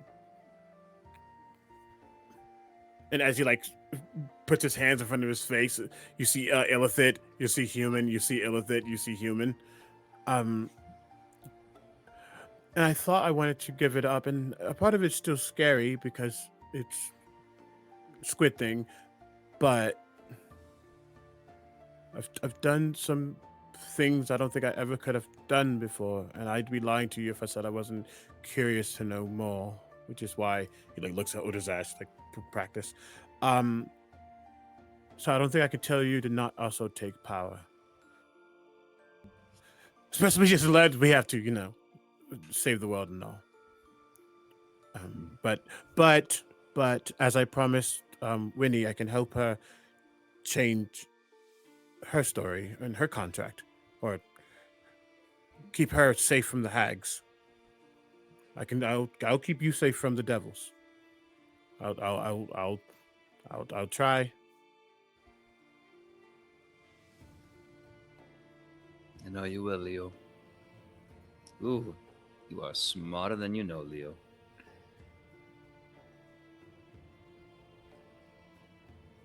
Winnie?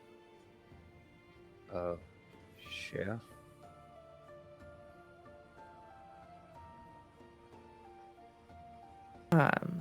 Winnie has been silent this whole time. Kind of like chewing at the corner of her mouth.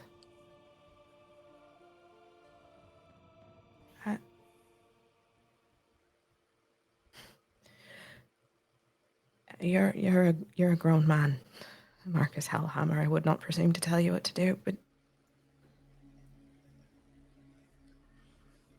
if you go through with this, you need to be sure that it's something you can live with.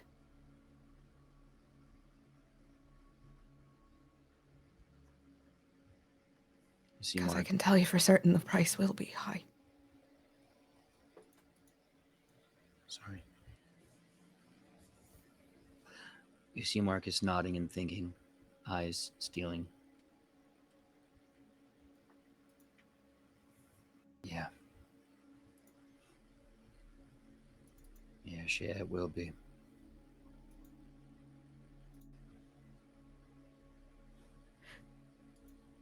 But I made you a promise too.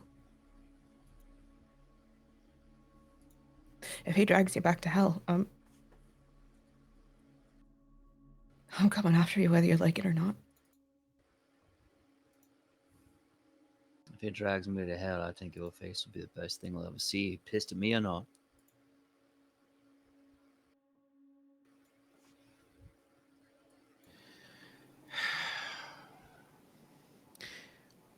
Question. Mm-hmm. And this is perfectly fine if not. Is Shale invited to this meeting? 100% yes.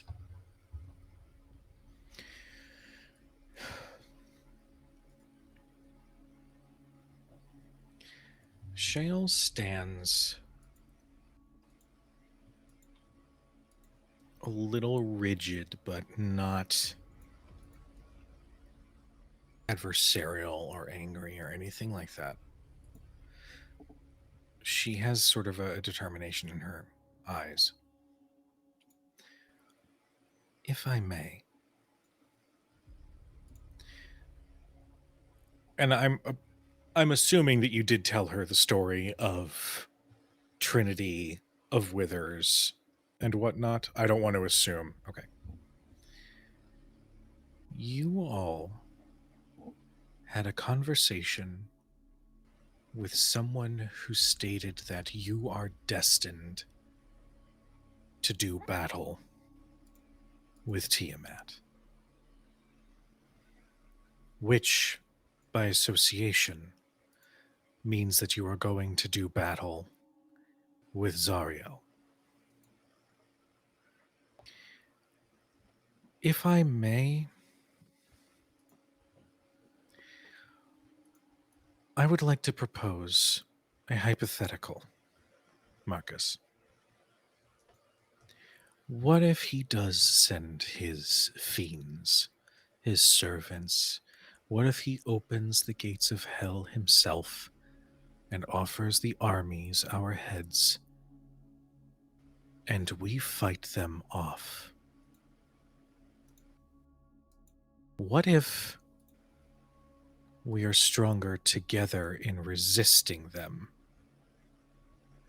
than bowing for an event, a possible eventuality that will be put in danger, because we're already going to be in danger.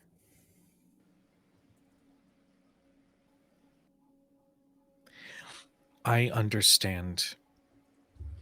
I haven't forgotten the conversation back in El Terrell. And I, as your friend, will stand beside you, whatever choice you decide to make. But I would like to just reiterate that you all slayed the champion to Tiamat, eliminated the Black Hand, and slaughtered Jackson Tremont. What's to say that you couldn't do that should anything that Asmodeus comes up with heads your way?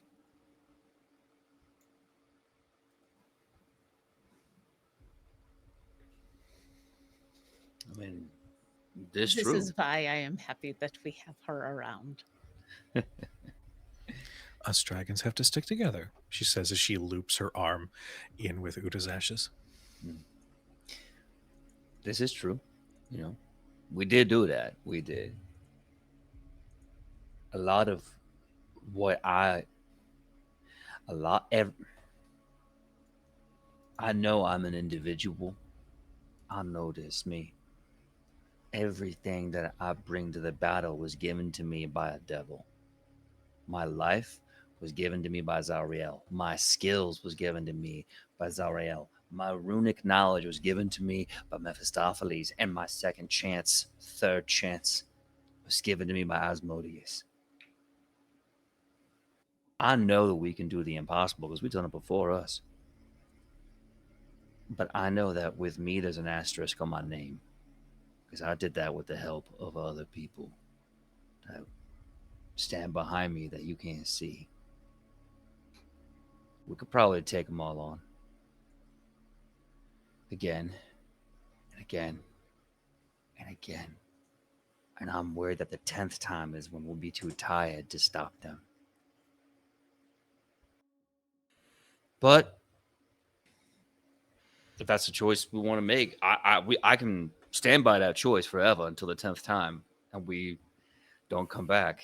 You make a good point, but I'm just gonna put it out there. If we go 10 rounds with Asmodeus, that will be 10 more rounds than I think anybody else will have done. So I would be perfectly fine if that was my end, but that's just me. Hey, Marcus? Is there a problem with the fact that you have taken training and power from other people? Or been given it? Is that wrong? I don't really think so. But I think this is only more problematic because of the potentiality of what Asmodeus can bring us, of what he might do. I just know what he said. I gotta take him at those words. Is it because they all come from devils or just anybody? I mean, shoot, I don't listen to everyone, but I listen to those who I care about. I listen to them that when you are raised in Avernus, you learn real fast that religion and mythology ain't lies. They're real. They're scary and they're violent and they're angry and they're tricksy. When they say they'll do something, ooh, more than me, they'll do it. Sometimes you don't even know they're doing it. But you said all of your skills, you said you put an asterisk on them because of where they came from. I did say that, me, yeah. And Udazash is going to reach back and grab her bow. I don't know where I got this. I don't remember. I'm pretty sure I did not make it. I think it comes with an asterisk then? And she puts it down on the ground. She reaches into her bag and she pulls out the alchemy jug. I don't know where I got this either. I don't remember. I know I did not make this. I would have made it make more mayonnaise if I could have made it. I think this comes with an asterisk too. She puts it on the ground. I think I know like 5, 7, 6, 8. I know a lot of languages, but I don't remember who taught them to me. Does that mean all of them come with asterisks too?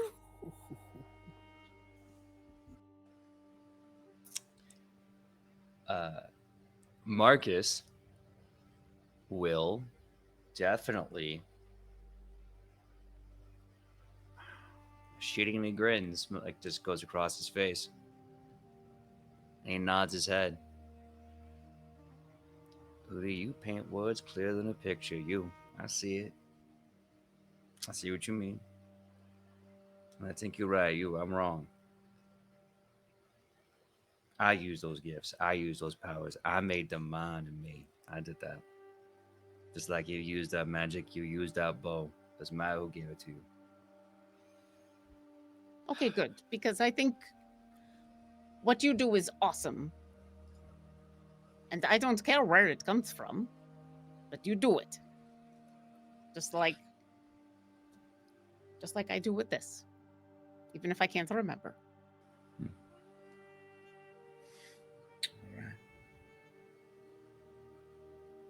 Well then, and maybe I'm misunderstanding the point, My apologies if that's the case, but then it sounds to me like if I take this power from Asmodeus, it's still me. If I don't take that power from Asmodeus, and we deal with way bigger headaches, I'm still me. All right. And that's why we'll stand with you no matter what you decide. Because we're standing with you. All right. Hammers are meant to nail things down, and you're one from hell. I think you'll have a handle on the power more than you think.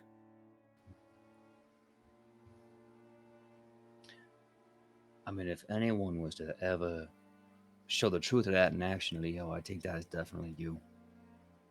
You're growing every day, and I see how you adapt into new things quicker and quicker. Things I never thought I saw you do before, and now you can do them so easily. This isn't about me. This is about you. Hey, it's true. I don't want to do a Can it be about deflection. both? But why not both? No, he's doing a thing where he's trying to take the focus off. I'm sorry, Leo. I tell you what, when this all You over, see him just like literally as he's doing it, he just like floats up and back.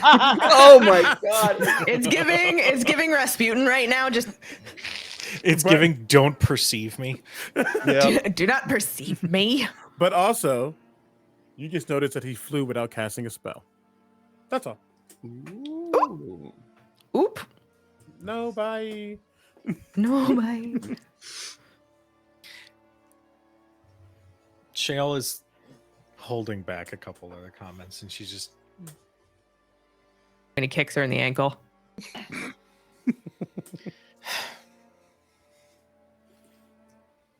I will also parse them out with the 22 insight if I have to. Yeah. I'll give you this, Winnie. Before she says anything, you can tell that Shale wants to just put another hypothetical out there to try and convince Marcus, but she's holding back because at the end of the day, it's not her decision. She can say all the words that she wants. She can present all the hypotheticals that she wants, but it's not her decision. So she's struggling to come down off of the High horse. yeah. I think that's why Winnie kicks her in the ankle, because she could sense her like climbing up into that fucking saddle. Just Mm-hmm. You don't see her move, but Winnie, you feel just a small dip in the temperature in the air, just immediately around you.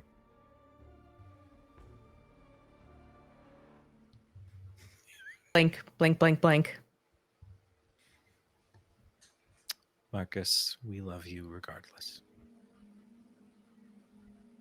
So And just- whatever. Oh, he like holds his hands up from the air. And whatever decision you make, you still have to make food.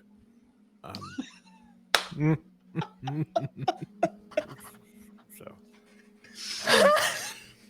Marcus is kind of take a step back, like he's gonna walk away, stops, and then just kind of chuckles and goes, "That's a deal, mon ami. I'll cook you food every day. All right." might I request pink salt? The stuff that's yeah. Shale holds out her hands to Winnie. I believe you have it. Can I borrow the book for just one moment? What is pink salt? Okay, hold on. It's here somewhere. Hold on. Yeah, Oh, no. okay. And there we go. Marcus, what is pink salt? We're in the grove.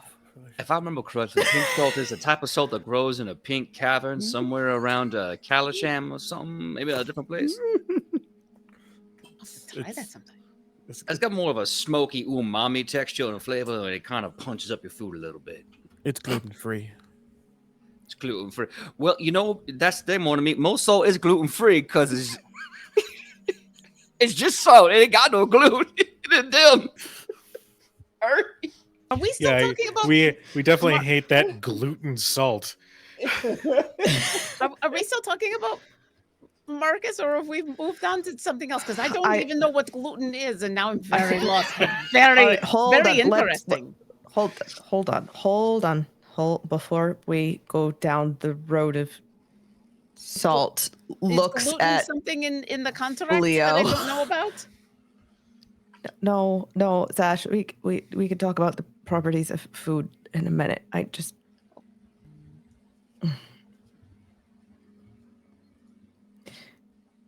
Marcus, if this is what you have to do, then it's what you have to do.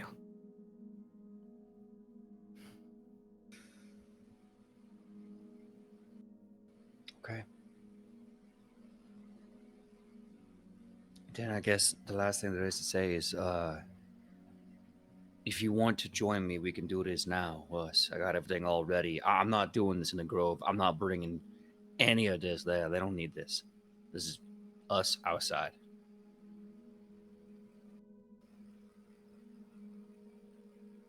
All right.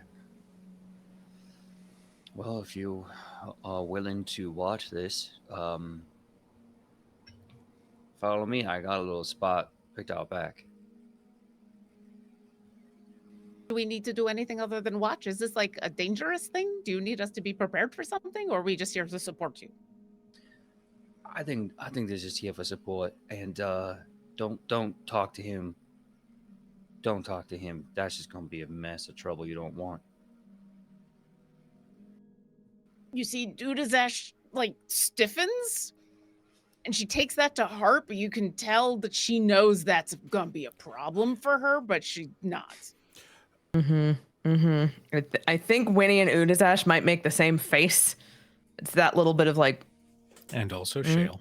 it's like you see the lips kind of purse, and there's like a twitch of the nose. Just, With Shale, it's just a.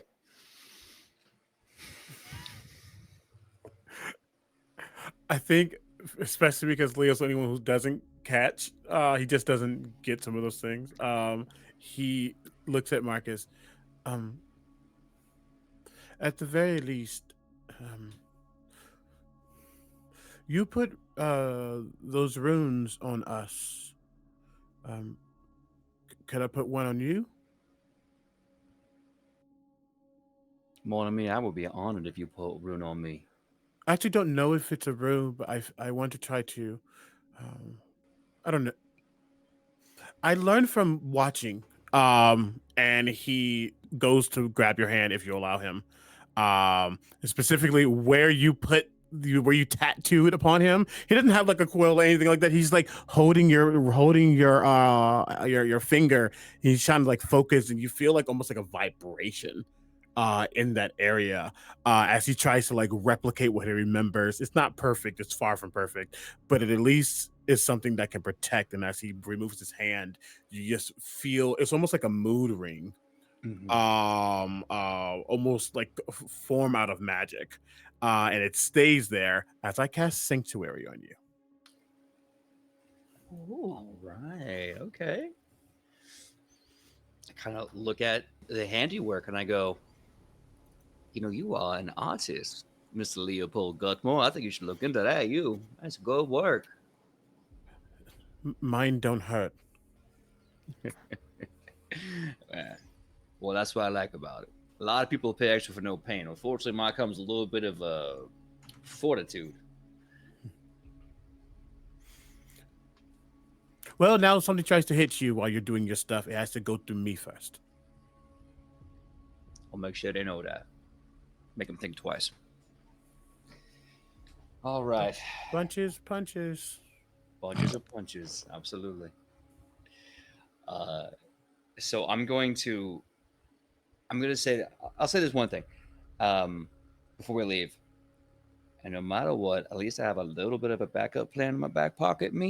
I don't know how well it's going to work, but it's something better than nothing. So I'll have to keep our eyes out for that. But What's your backup plan? well, let's just say, Monomi, where we both come from, words have power. Names have power. I got some words and names. I got some good ones. Udazesh cocks her head at Marcus, but then like slowly looks over at Winnie, and her eyes get wide. Winnie is making this face, Udazash Just- just looks excited. lips fully pressed together, because she's not,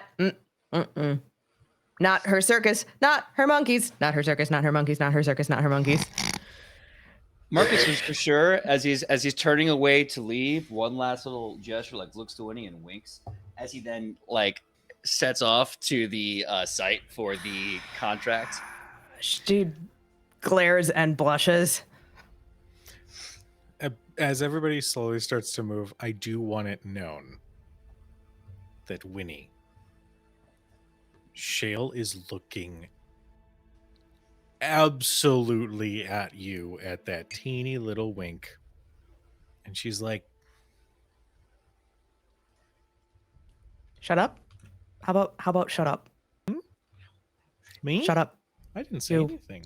I didn't No, speak. your Did you your speak? I face is didn't extremely speak. fucking loud, Shale. Oh, no, it's just a curious little moment there. That's all. Mutter Come on. Sylvan, fuck, shit, damn, cocksucker. Just Oh, that's a marches good one. off. That's a good one. All in Sylvan. All in Sylvan.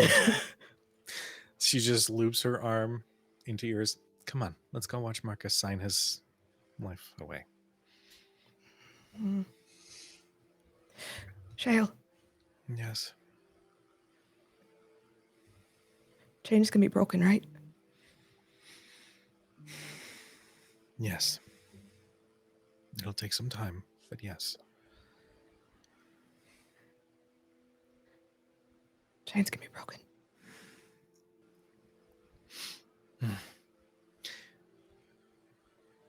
Marcus, would you set the scene of where you lead everybody to?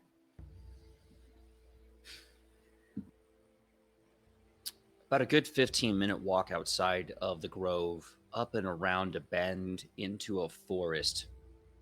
The night sky seems to get darker and darker as we're moving beyond trees, gnarled, exposed roots. Kind of wilderness of the Baldurian countryside that we're in. And then off in the distance, it almost looks like there's 4 fireflies just dancing in place until we get closer and you see 4 candles preset. 4 candles give way to others in a very specific, almost mathematic formation. That sort of impossible, abyssal mathematics that goes into everything that they do.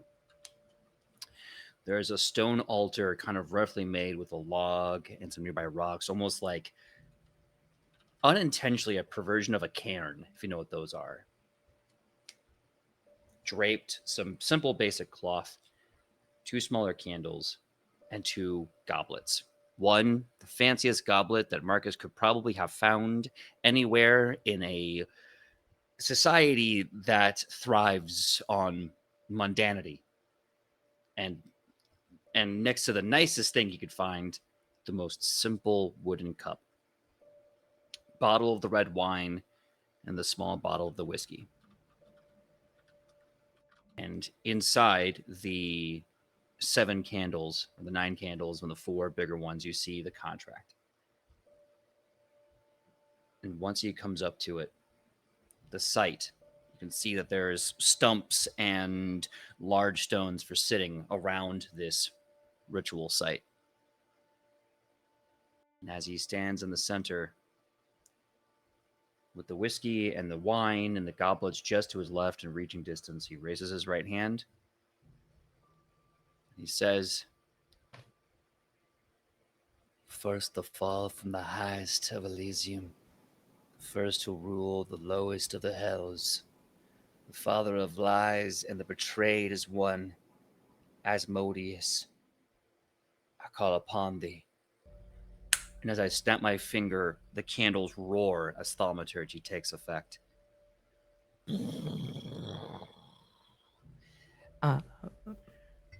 Real quick, Yes.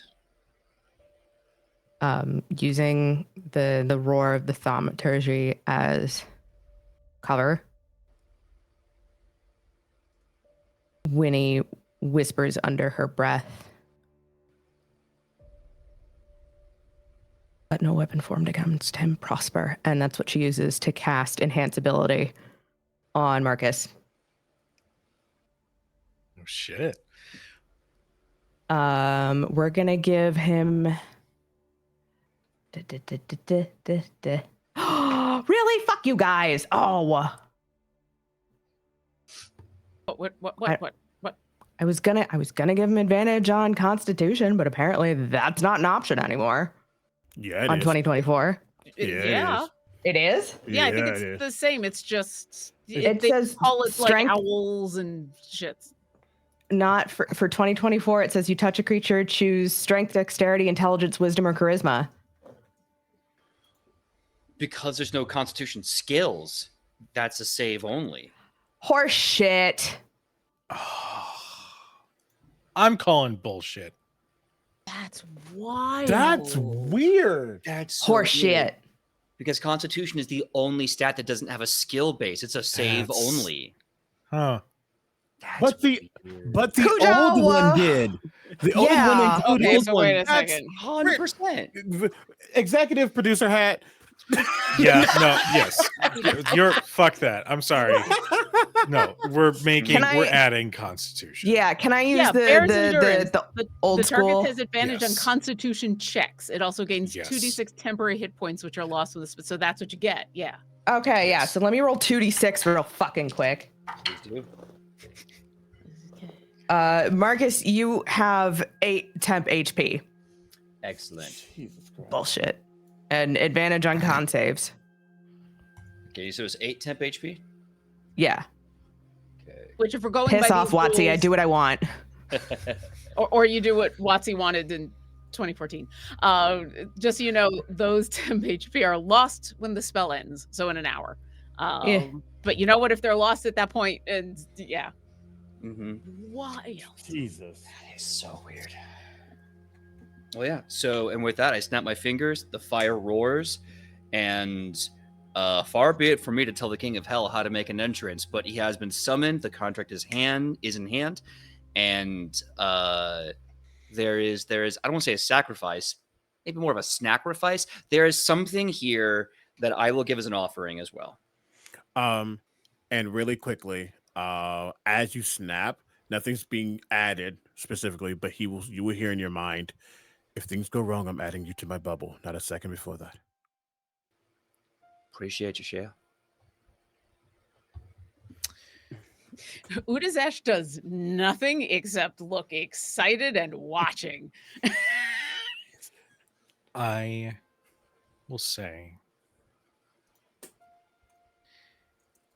for a few moments, it's almost like nothing happens. And there's this uneasy quiet that settles around everybody. Until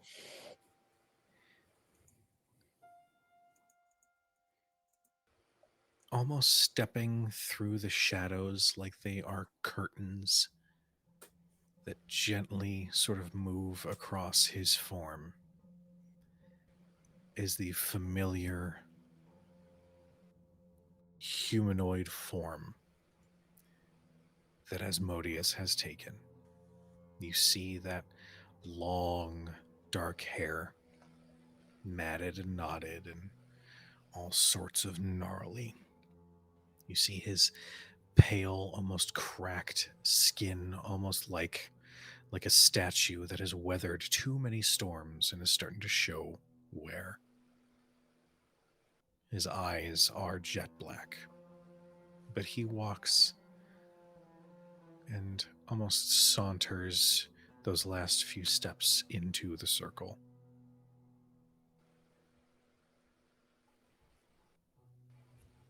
Marcus, you have called me so gracefully, and it seems you had mere hours to spare. It seems like you have come to a decision.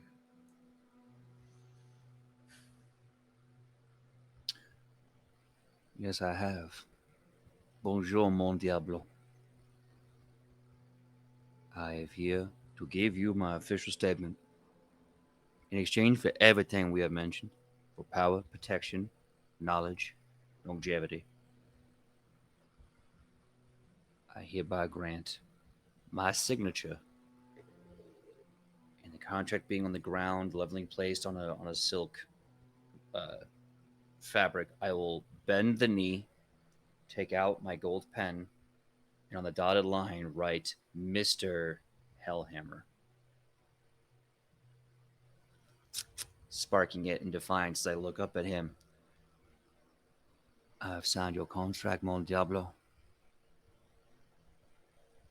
May we do beautiful things together. And may the bad guys die by our hands. Boss. He lifts his hand on the contract, like lifts from yours and floats in the air just to his right so he can review. There is one small procedural request, and he removes the mister with a wave of his hand.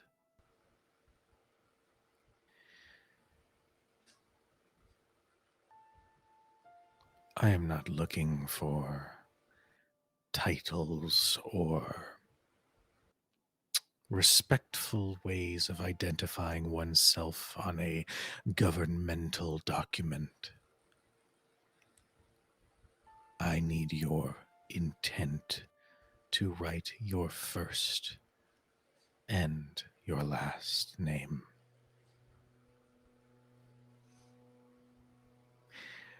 Now, in this light, I will tell you what the contract has laid out from start to finish. By being granted the title of Champion of Asmodeus, no fiend will directly attempt to interfere in your business. No devils, no other deals. You answer directly to Asmodeus, and everyone in the hells know it.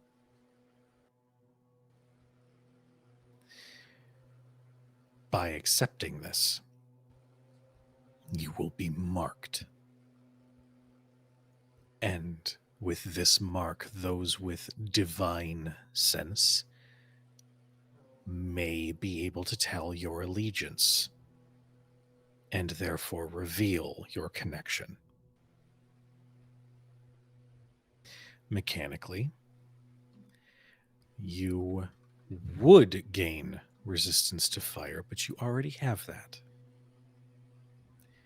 You will gain immunity to fire damage and resistance to poison damage.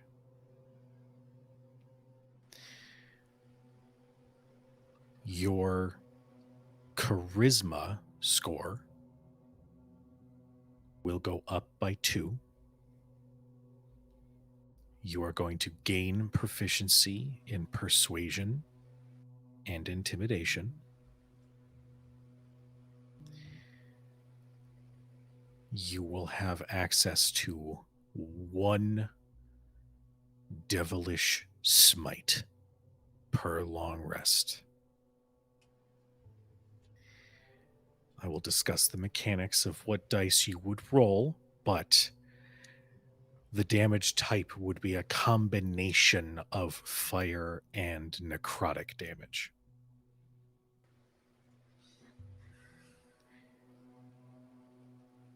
Okay. And finally,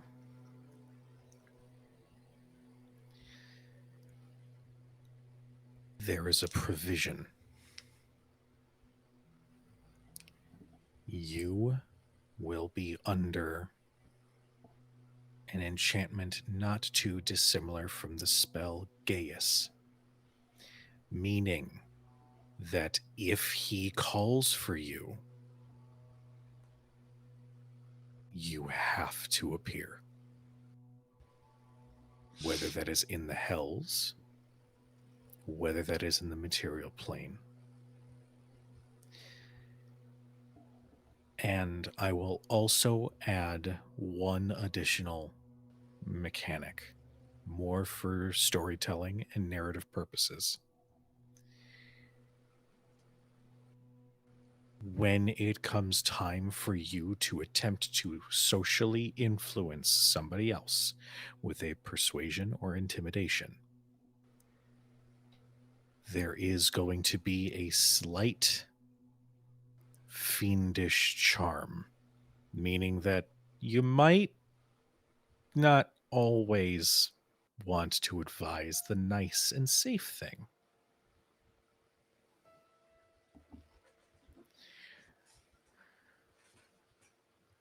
Okay. That is your list of what will happen if you accept this. But in this moment, thank you, Hannah, for the posture check. He, Asmodeus, lifts his hand and turns it, and as he does, the contract turns back around to face you and slowly floats forward once again. Look at the contract. Look at him. Take that gold pen.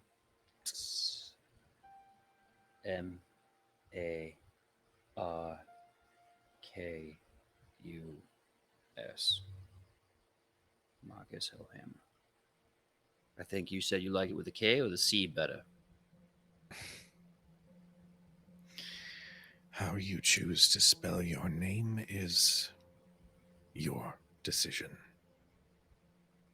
Then, and as I'm about to hand him the contract, stop, put the pen away, and I hand him the goblet with wine with the contract. I wasn't aware that Zariel taught such a need for ceremony. Take the contract and the goblet.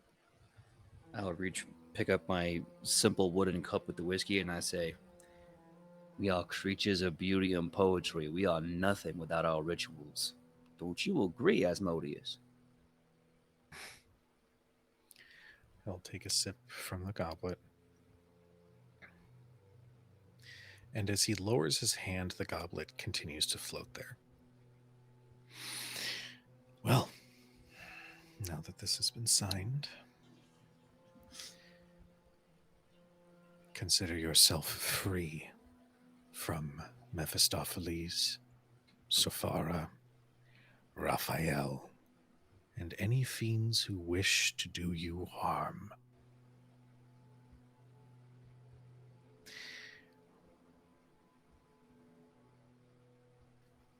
I look forward to our business together. I look him in the eye, kind of sideways, and there's a bit of a steely spike as I say, "Let the good times roll, mon diablo. Let the good times roll."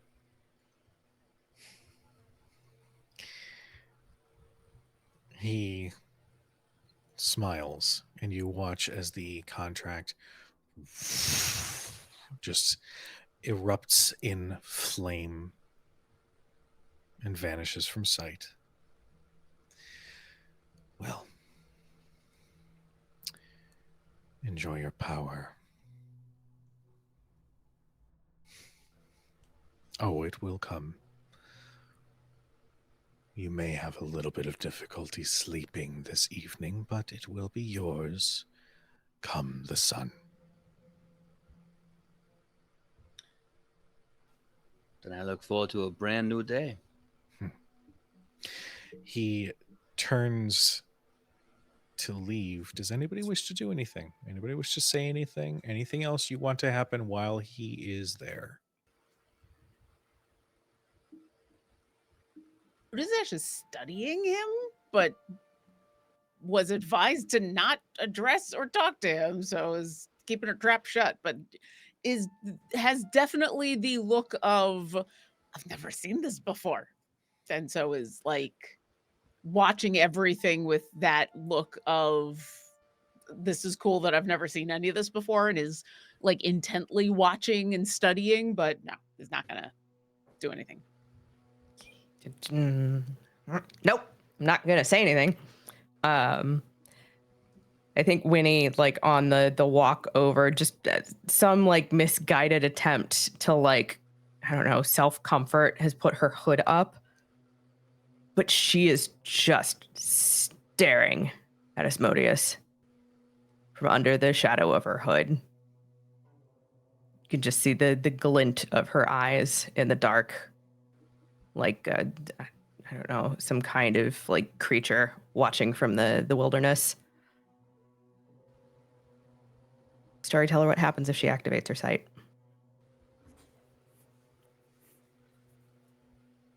Just a peek. Just a peek. I'm only going to cut in as well because I was specifically going to ask, because he's seen withers in like this very natural state through that psionic gaze, how does Asmodeus look to him? Oh. Okay.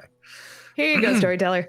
I was like, Thank we get you. mind melded, and I'm like, I wonder how he. This is a god.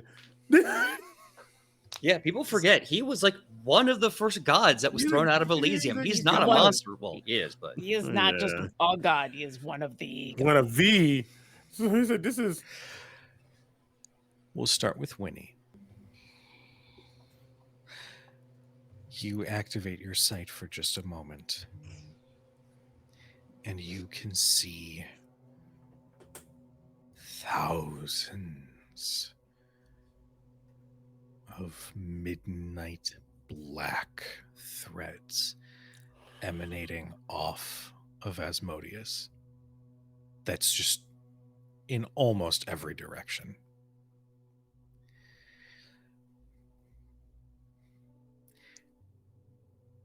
But I will say you feel your heart drop as you can see that the one that ties to Marcus, almost as an insult meant to pour salt in the wound, is a chain that is wrapped around his neck.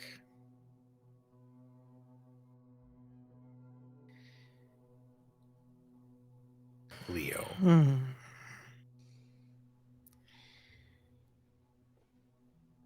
With your psionic sense, you can see past illusion, distraction to see the truth behind things.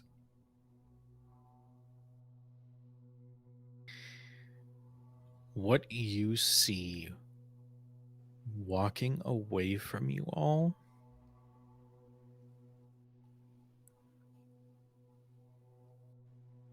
I'm actually going to need you to make a wisdom saving throw. I need my bubble on. I need my bubble on. I need my bubble on. I don't have my Comfort bubble bubble. on. Comfort No, bubble. I don't have my Comfort bubble bubble. on. Okay. I do have a +7. I do have a +7. I was not expecting that. Why would you do this to me? You decided to look behind the curtain. We did, in fact, do this to ourselves. You literally did. yo no hablo inglés. Okay. I Dare will. you suffer the consequences of your own actions. Mhm. consequences, I don't know what you're consequences, talking about. consequences, consequences. Okay. I don't have anything to add. Okay.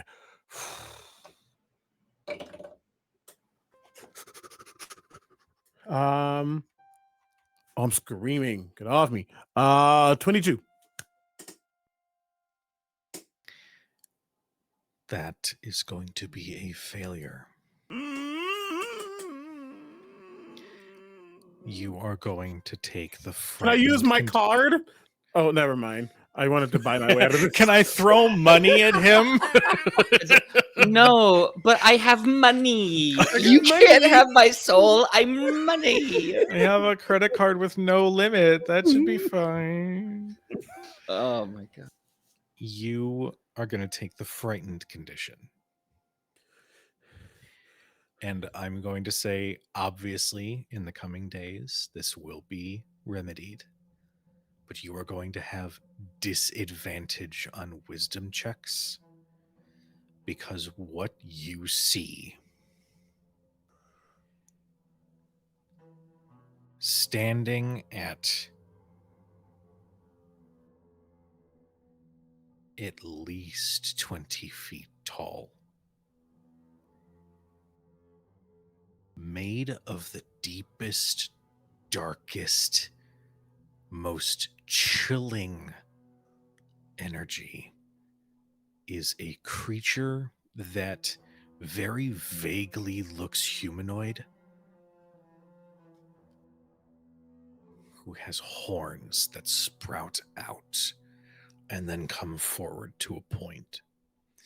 You see from the waist down beast-like limbs with hooves and a tail that almost whips back and forth as you just hear that with every step. You see wings that just sort of flex, almost as if he knows he's being seen, and his wingspan is huge.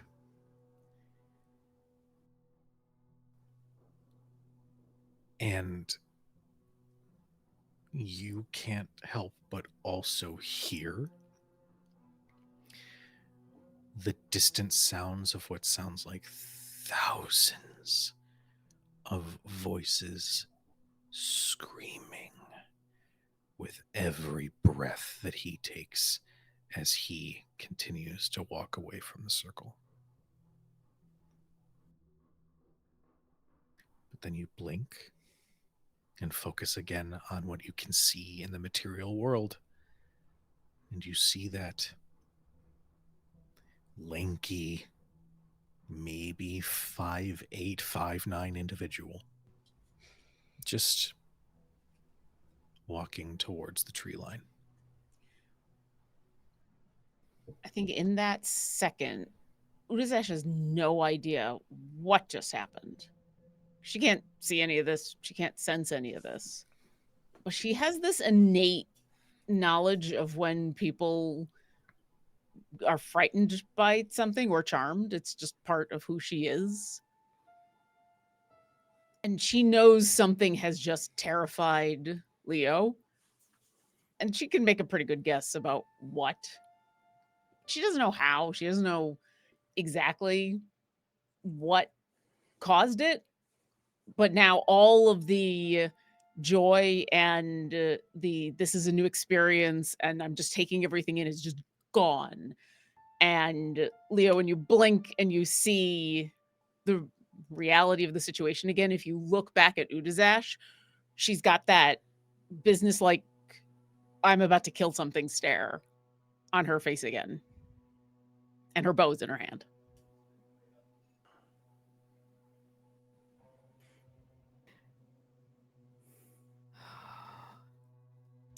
Winnie does not say anything.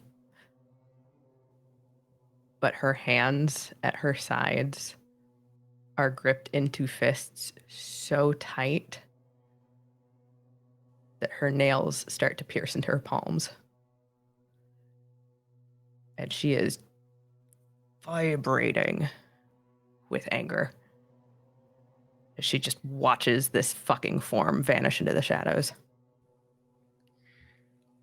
I will add that there is a breeze that runs cold, as right next to Winnie and right next to Udazash and Leo and Marcus is Shale, who can also sense just the weight of this. And her piercing blue eyes just look directly at the back of Asmodeus as he walks towards the tree line.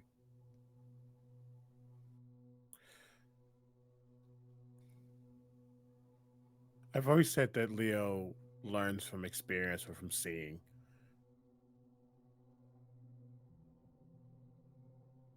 and he has no idea how to comprehend what he just saw. And I don't think he's even going to attempt to, at least not right now. But the fear of what he saw.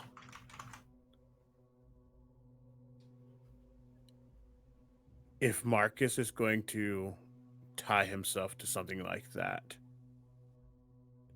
and he offered to be Marcus's shield when Marcus has been ours this entire time,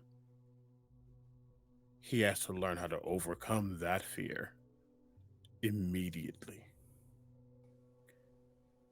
And that's what he does, as I use a psionic energy die to become immune to frightened via my psionic guards.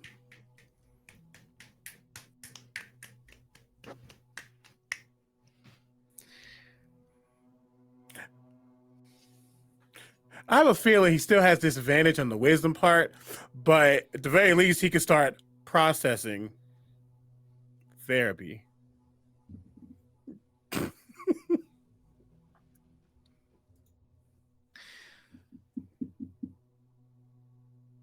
It's interesting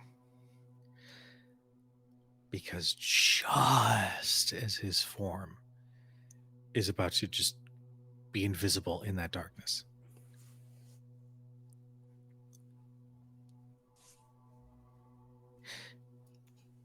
Leo, you see his head turn to just glance back,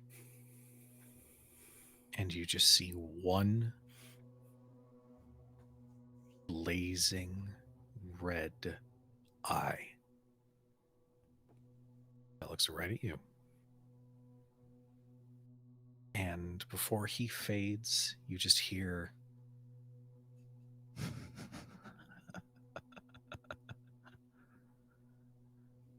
and his form disappears.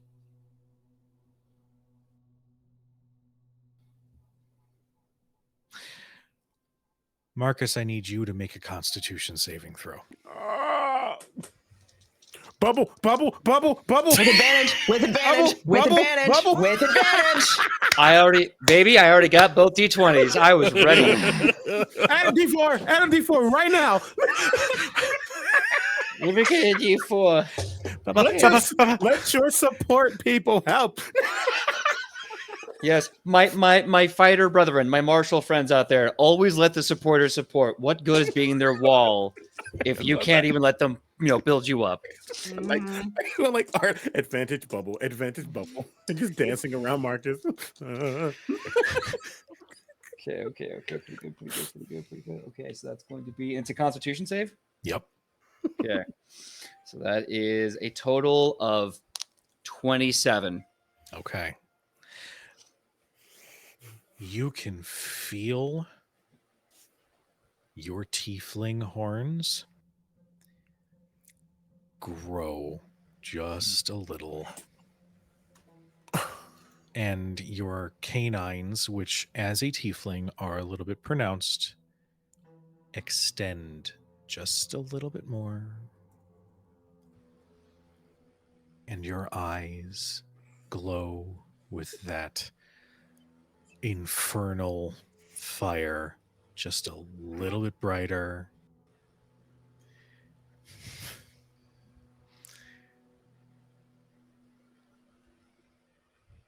And for anybody else, you could register that this would be a bit of a jarring feeling. But there is a comfort. Sort of alien at first, but it's like a little bit like the smell of a campfire on a chilly autumn evening. It's just kind of settles with you just a little.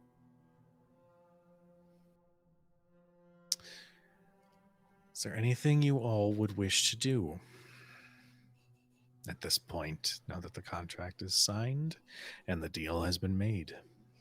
Udazesh is looking at Leo and then also kind of at Winnie and Shale, but mostly at Leo. What did he do? What did he do to you? What did he do?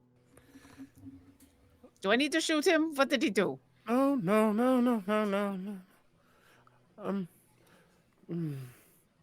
I don't think he answers.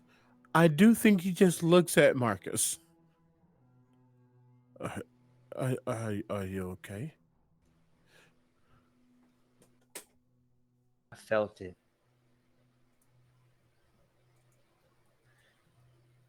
I felt everything. I could feel the tether. I could feel it just taking me. I could feel every centimeter of these horns that grew out of my head. I could feel my teeth stretching and reaching. I can. Don't even ask me how to describe it. I can feel my eyes are different.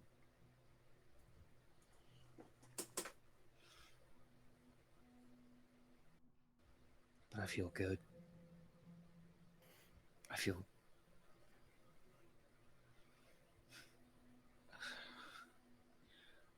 I feel safe. I feel strong. I feel. I feel like for the first time in a long time, everything is gonna be all right.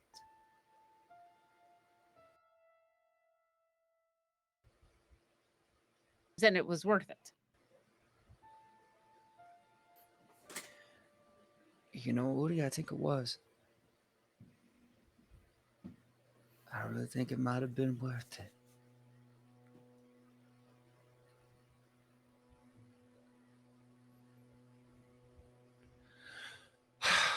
Anyone else need a drink? I think I need me a long night of drinking. How about y'all?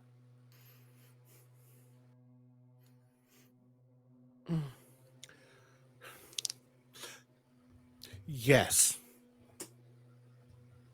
Leo, good man. I've been meaning to drink with you. We gotta catch up. We gotta talk, you and me. I don't want the wine though. I want the hard stuff.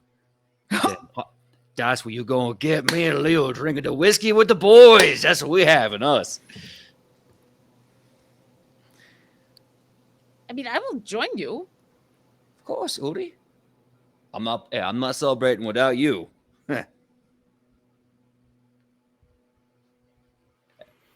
So there's a moment where he reaches over for the rest of the whiskey, and then he looks over at Winnie.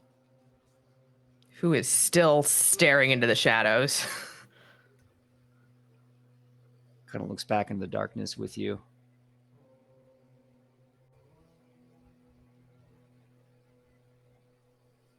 You lead, I follow, right, Shale?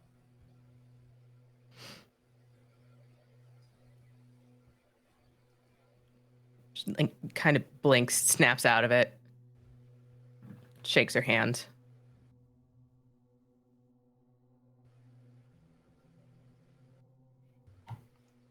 Marcus, high or low? Sky's the limit. Give me high. Winifred's gonna march up, take your face in her hands, and like make sure that you are looking at her. Doesn't seem to care that the eyes are blazing and hellish. Pays no never mind to the fangs that extend and sort of start to poke into the bottom lip. Doesn't pay the horns any mind.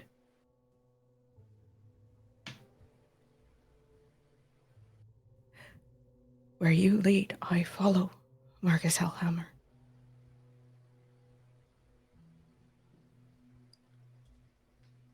The sound you hear is the heavy sound of a whiskey bottle dropping on the earth. As my hands have to be empty, because they have to carry something much more precious. As I hold it.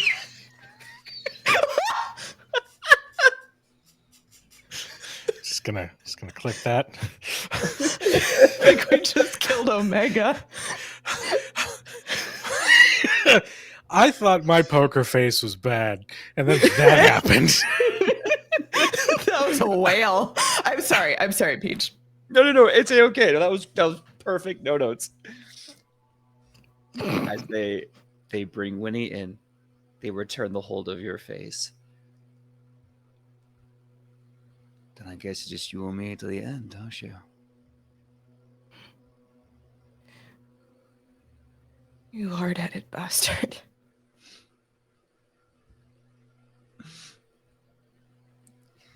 And you're a delightful cold day in a cemetery. I wouldn't trade you at all. There's a very brief kiss. I don't drink, but come on. Mocktail it is. I know it's like some pineapple juice, orange combo. It's gonna light up your whole night, Shale. And I'm starting to I'm dancing and walking like we are going to have a party this evening. Oh, Grove will know hit it. Point of order, that bottle, before it hit the ground, telekinetically is flung to my hand. No. Good man. You No. never waste a good whiskey. Good man. And then on the way back, Leo and Shale are gonna find that Udazash is very she's failing to be quiet as normal. She's trying, and she's gonna say, "So, what do you know about ceremonies to marry people?"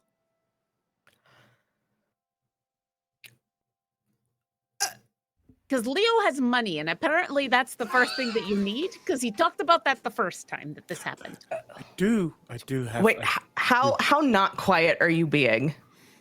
I mean, it's Udazash. Okay. That's Her quiet is her quiet is. So, how much money do you need for like doing what this did- kind of thing? Stops. Just once blue screen. Pulls the hood a little lower, ducks her head, and keeps walking. Technically my mother, even though she's on the parliament, she does have a connection to the accounting house, so I'm sure we could probably get them to sponsor, or someone could. We can. Oh, The ceremony would be done. I should have walked into the forest. I should have walked into the forest. And just muttering in Sylvan, just again, swearing, cursing. Oh, I think Shale. Vinny is talking about like walking into the forest. Maybe we're supposed to have the ceremony in the forest. We should talk to her about that. I can't buy trees. No, you just ask them. You don't have to buy them. Oh, Yeah. I can speak wind now too, so I can make sure the wind is. You can speak to the wind, and I can't speak to trees, but I know. You know what? I'll find Lazuli. She's around here somewhere. She was hanging out with Halson. Halson probably knows a dryad or two. We'll figure it out. Shale, you're supposed to know about, like, did you know anything about marrying people? I know nothing about, like, doing that. Oh, me? No. Like, really doing that. I know how to fake do that. I don't know how to really do that. Well, the truth be told, I mean, there was a time once, but that didn't quite go well. So, couldn't tell you. Does anybody have a portable hole? I need. Okay, well, first off, we're going to get drinks, and then you're going to tell that story, and then we're going to figure this out. Well, one step at a time, my dear Udazash. And as you all walk,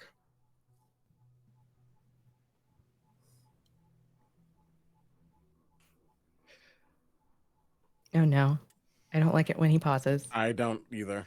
I'm just paused. I'm a feart. I just paused. I'm just waiting to see what happens. Mm-hmm. no, we'll save that. Oh, No, don't. No.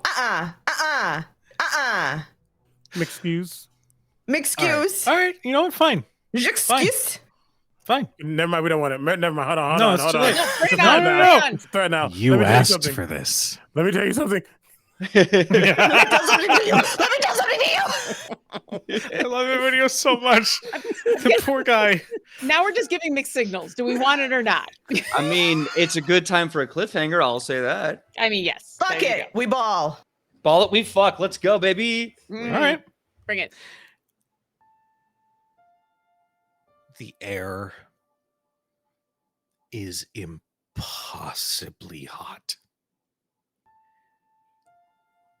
There are flames that ever burn in these mountains.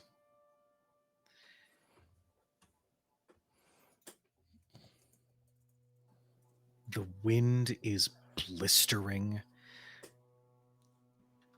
and it's almost impossible to see anything other than that haze of deep orange red as we come to a mountain range in the Hells, in Avernus, where there are large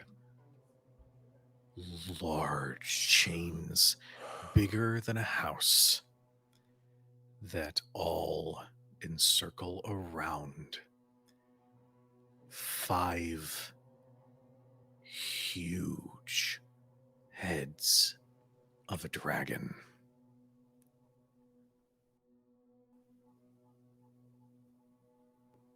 You can hear that impossibly heavy metal clank and strain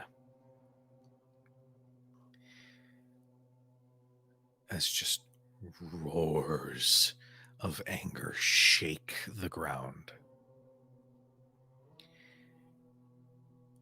Now, you and I are on the same team for a reason, says an individual who is slowly approaching from around the corner, wearing armor that at once was shining and golden and beautiful, but now is gray and scratched and blackened. Her skin is a deep gray with clear, deep marks of infernal influence on her bald head, and wings of pure fire extend out from her back as there is almost the mockery of a halo wreathed in flame over the head of Zariel, the Archduke of Avernus.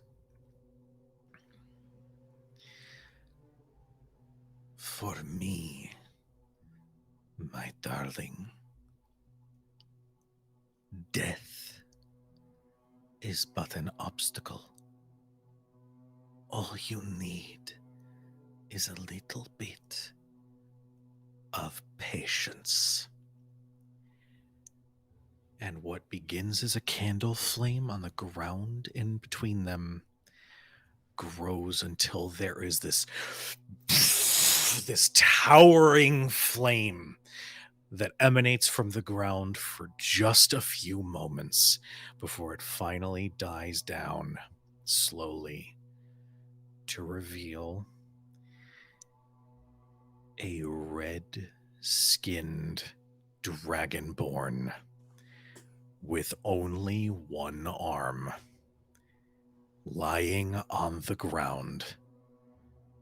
But now, with 2 horns that protrude up from his temples. Your champion is returned to you.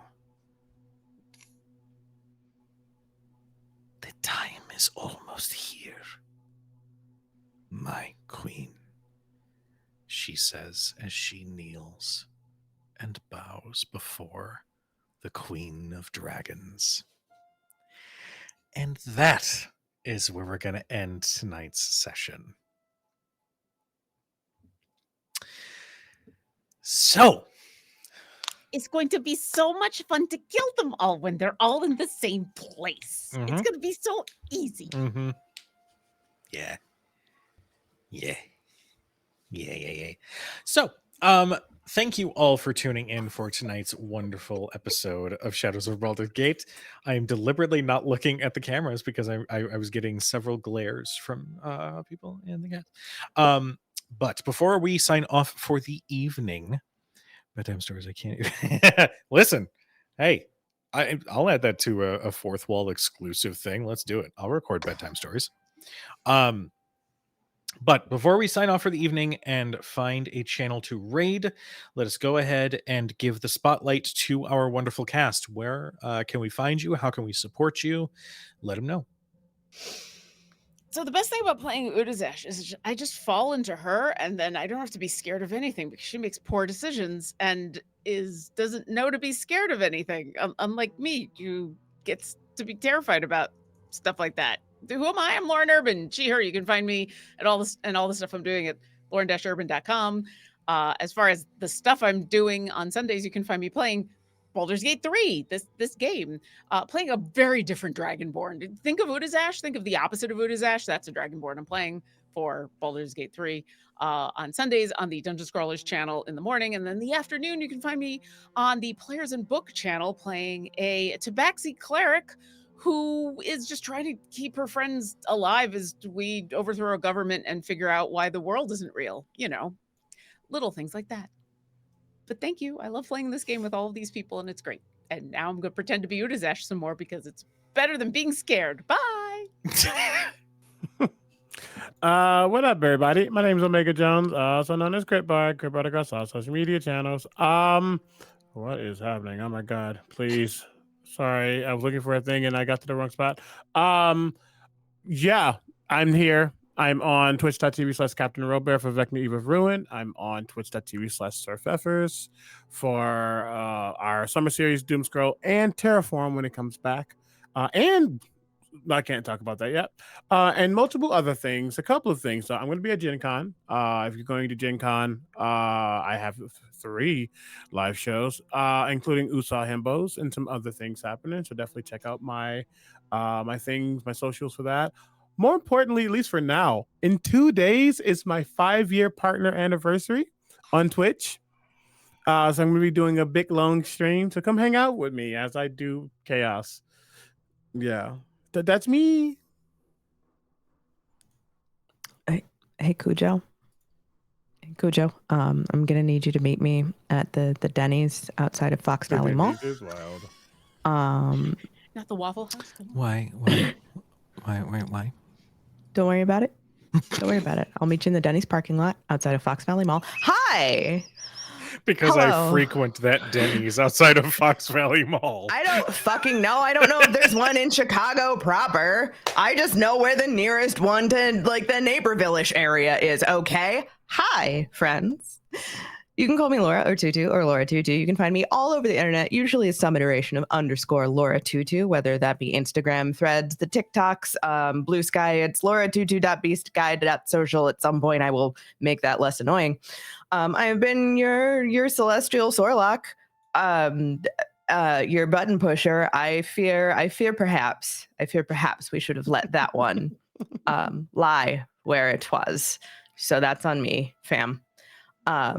You're going to find me on Wednesdays over at Rebels Without a Castle. We've got a delicious lore shot. We're actually sprinkling a little of Call of Cthulhu into this beautiful world that my buddy Zach has created. Obviously, I'm here on Fridays.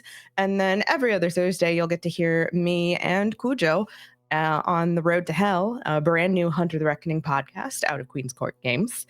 New episodes, like I said, coming every other Thursday. And I'm going to be at PAX U, pretty sure, probably, most likely. I've submitted my creator badge application, but if you want me for panels or for games or, drop me a line and we'll figure something out. It'll be a grand time. We can yell about vampires. We can yell about dragons. We can yell about character building. We can just yell about nerdy shit. It'll be great. Why not? I'll do this way. Bonjour, y'all. And I'll never do that again. Hello, everyone. My name is PJ McGaw. You can find me on the internet at PJ McGaw. If you find the bearded face, you're in the right place. You can also find me every Friday for Shadows over at Baldur's Gate. You can find me over at Althaven tomorrow and Saturday for a follow-up to a Noirvel story that happened earlier this week, playing Tyr Odin, the God of Justice, as he tries to save 266,473 lives from a place that another person here put all those lives into, by the way. Oh, don't you dare. Don't you, Cujo, don't you dare make that face. So that's going to be happening tomorrow at 6 p.m. Pacific Standard Time over at Althaven. You can also find me at a wrestling promotion in Pico Rivera, July 26th for the Saturday Night Heat. We're going to have lucha. We're going to have American wrestlers. There's already a Ninja Turtle match where someone is a Ninja Turtle. It's going to be terrific. So if you want to go watch wrestling with me, stay tuned for my socials on details how you can get a ticket and go do that. Also, if you like anime and if you like being in Pasadena in November, then go to Anime Pasadena in November. We'll be doing many awesome panels such as Anime Mad Libs, where we laugh and guess for prizes. More about that as I can, and more about all the other TTRPGs that I'm producing right now and writing right now on my socials. So go check out at PJ McGaw all over social media for more. And until then, I'm the problem. I'm kind of sorry, and I'm giving the ball to Cujo. Hi. I'm Cujo. I've been your chronicler for this evening. God, I love this game. You can find me all over the place as either Cujo Plays Games for personal stuff involving professional wrestling and my final months before I retire. Or you can follow Crit Hit Chronicles on all major social media platforms for highlights, future campaign announcements, that sort of thing. I am also going to be at Gen Con. I am going to be a part of Kobold Press's GM's panel, which we had to double the attendance because we sold out in like 10 minutes when it went live. So if you would like to come and hang out and listen to me pretend to be knowledgeable about GMing, then you should come and hang out. Or not pretend, because you know a lot about GMing as the last. Has anyone else been here for the past? Yeah, I was gonna say, hey Cujo, try Did you guys again. hear something? Try again. I kid. Do all four of us need to meet you behind the Denny's at whichever I mall? will literally fly PJ out here. Pop. Anywho, if you would like to be up to come and witness or be a part of the GM's panel for Kobold Press, please, by all means, it'd be super cool to see you. To our weekly schedule, Tuesdays we have Bitten, our Daggerheart Chronicle, which is wonderful, delightful, and sad. Wednesdays you can find me over at twitch.tv/nerd immersion as we play some 2024 D&D, where we revisit Gable, because we all love Gable, right? Okay. And Thursdays, you can catch us for Tales of the Valiant, sponsored by Kobold Press for the second year in a row. And in the meantime, you can look at all of my socials and whatnot for what I'm doing next. What I will tell you, a little bit of a sneak peek, is we are going to be looking into a Fourth Wall exclusive platform for some additional content. So if you would like to see some additional stuff, just keep a look out on the socials, because there's going to be some announcements coming soon. But in the meantime, we're going to go ahead and get a raid set up for Folk and Myth, who are playing some Vampire the Masquerade. Bleak is running a game and Kato is playing, and the cast looks amazing. So we want to give them all the love. Tell them we sent you. But in the meantime, we love you. We appreciate you. Please be nice to each other. And we will see you guys next time. Good night, everybody.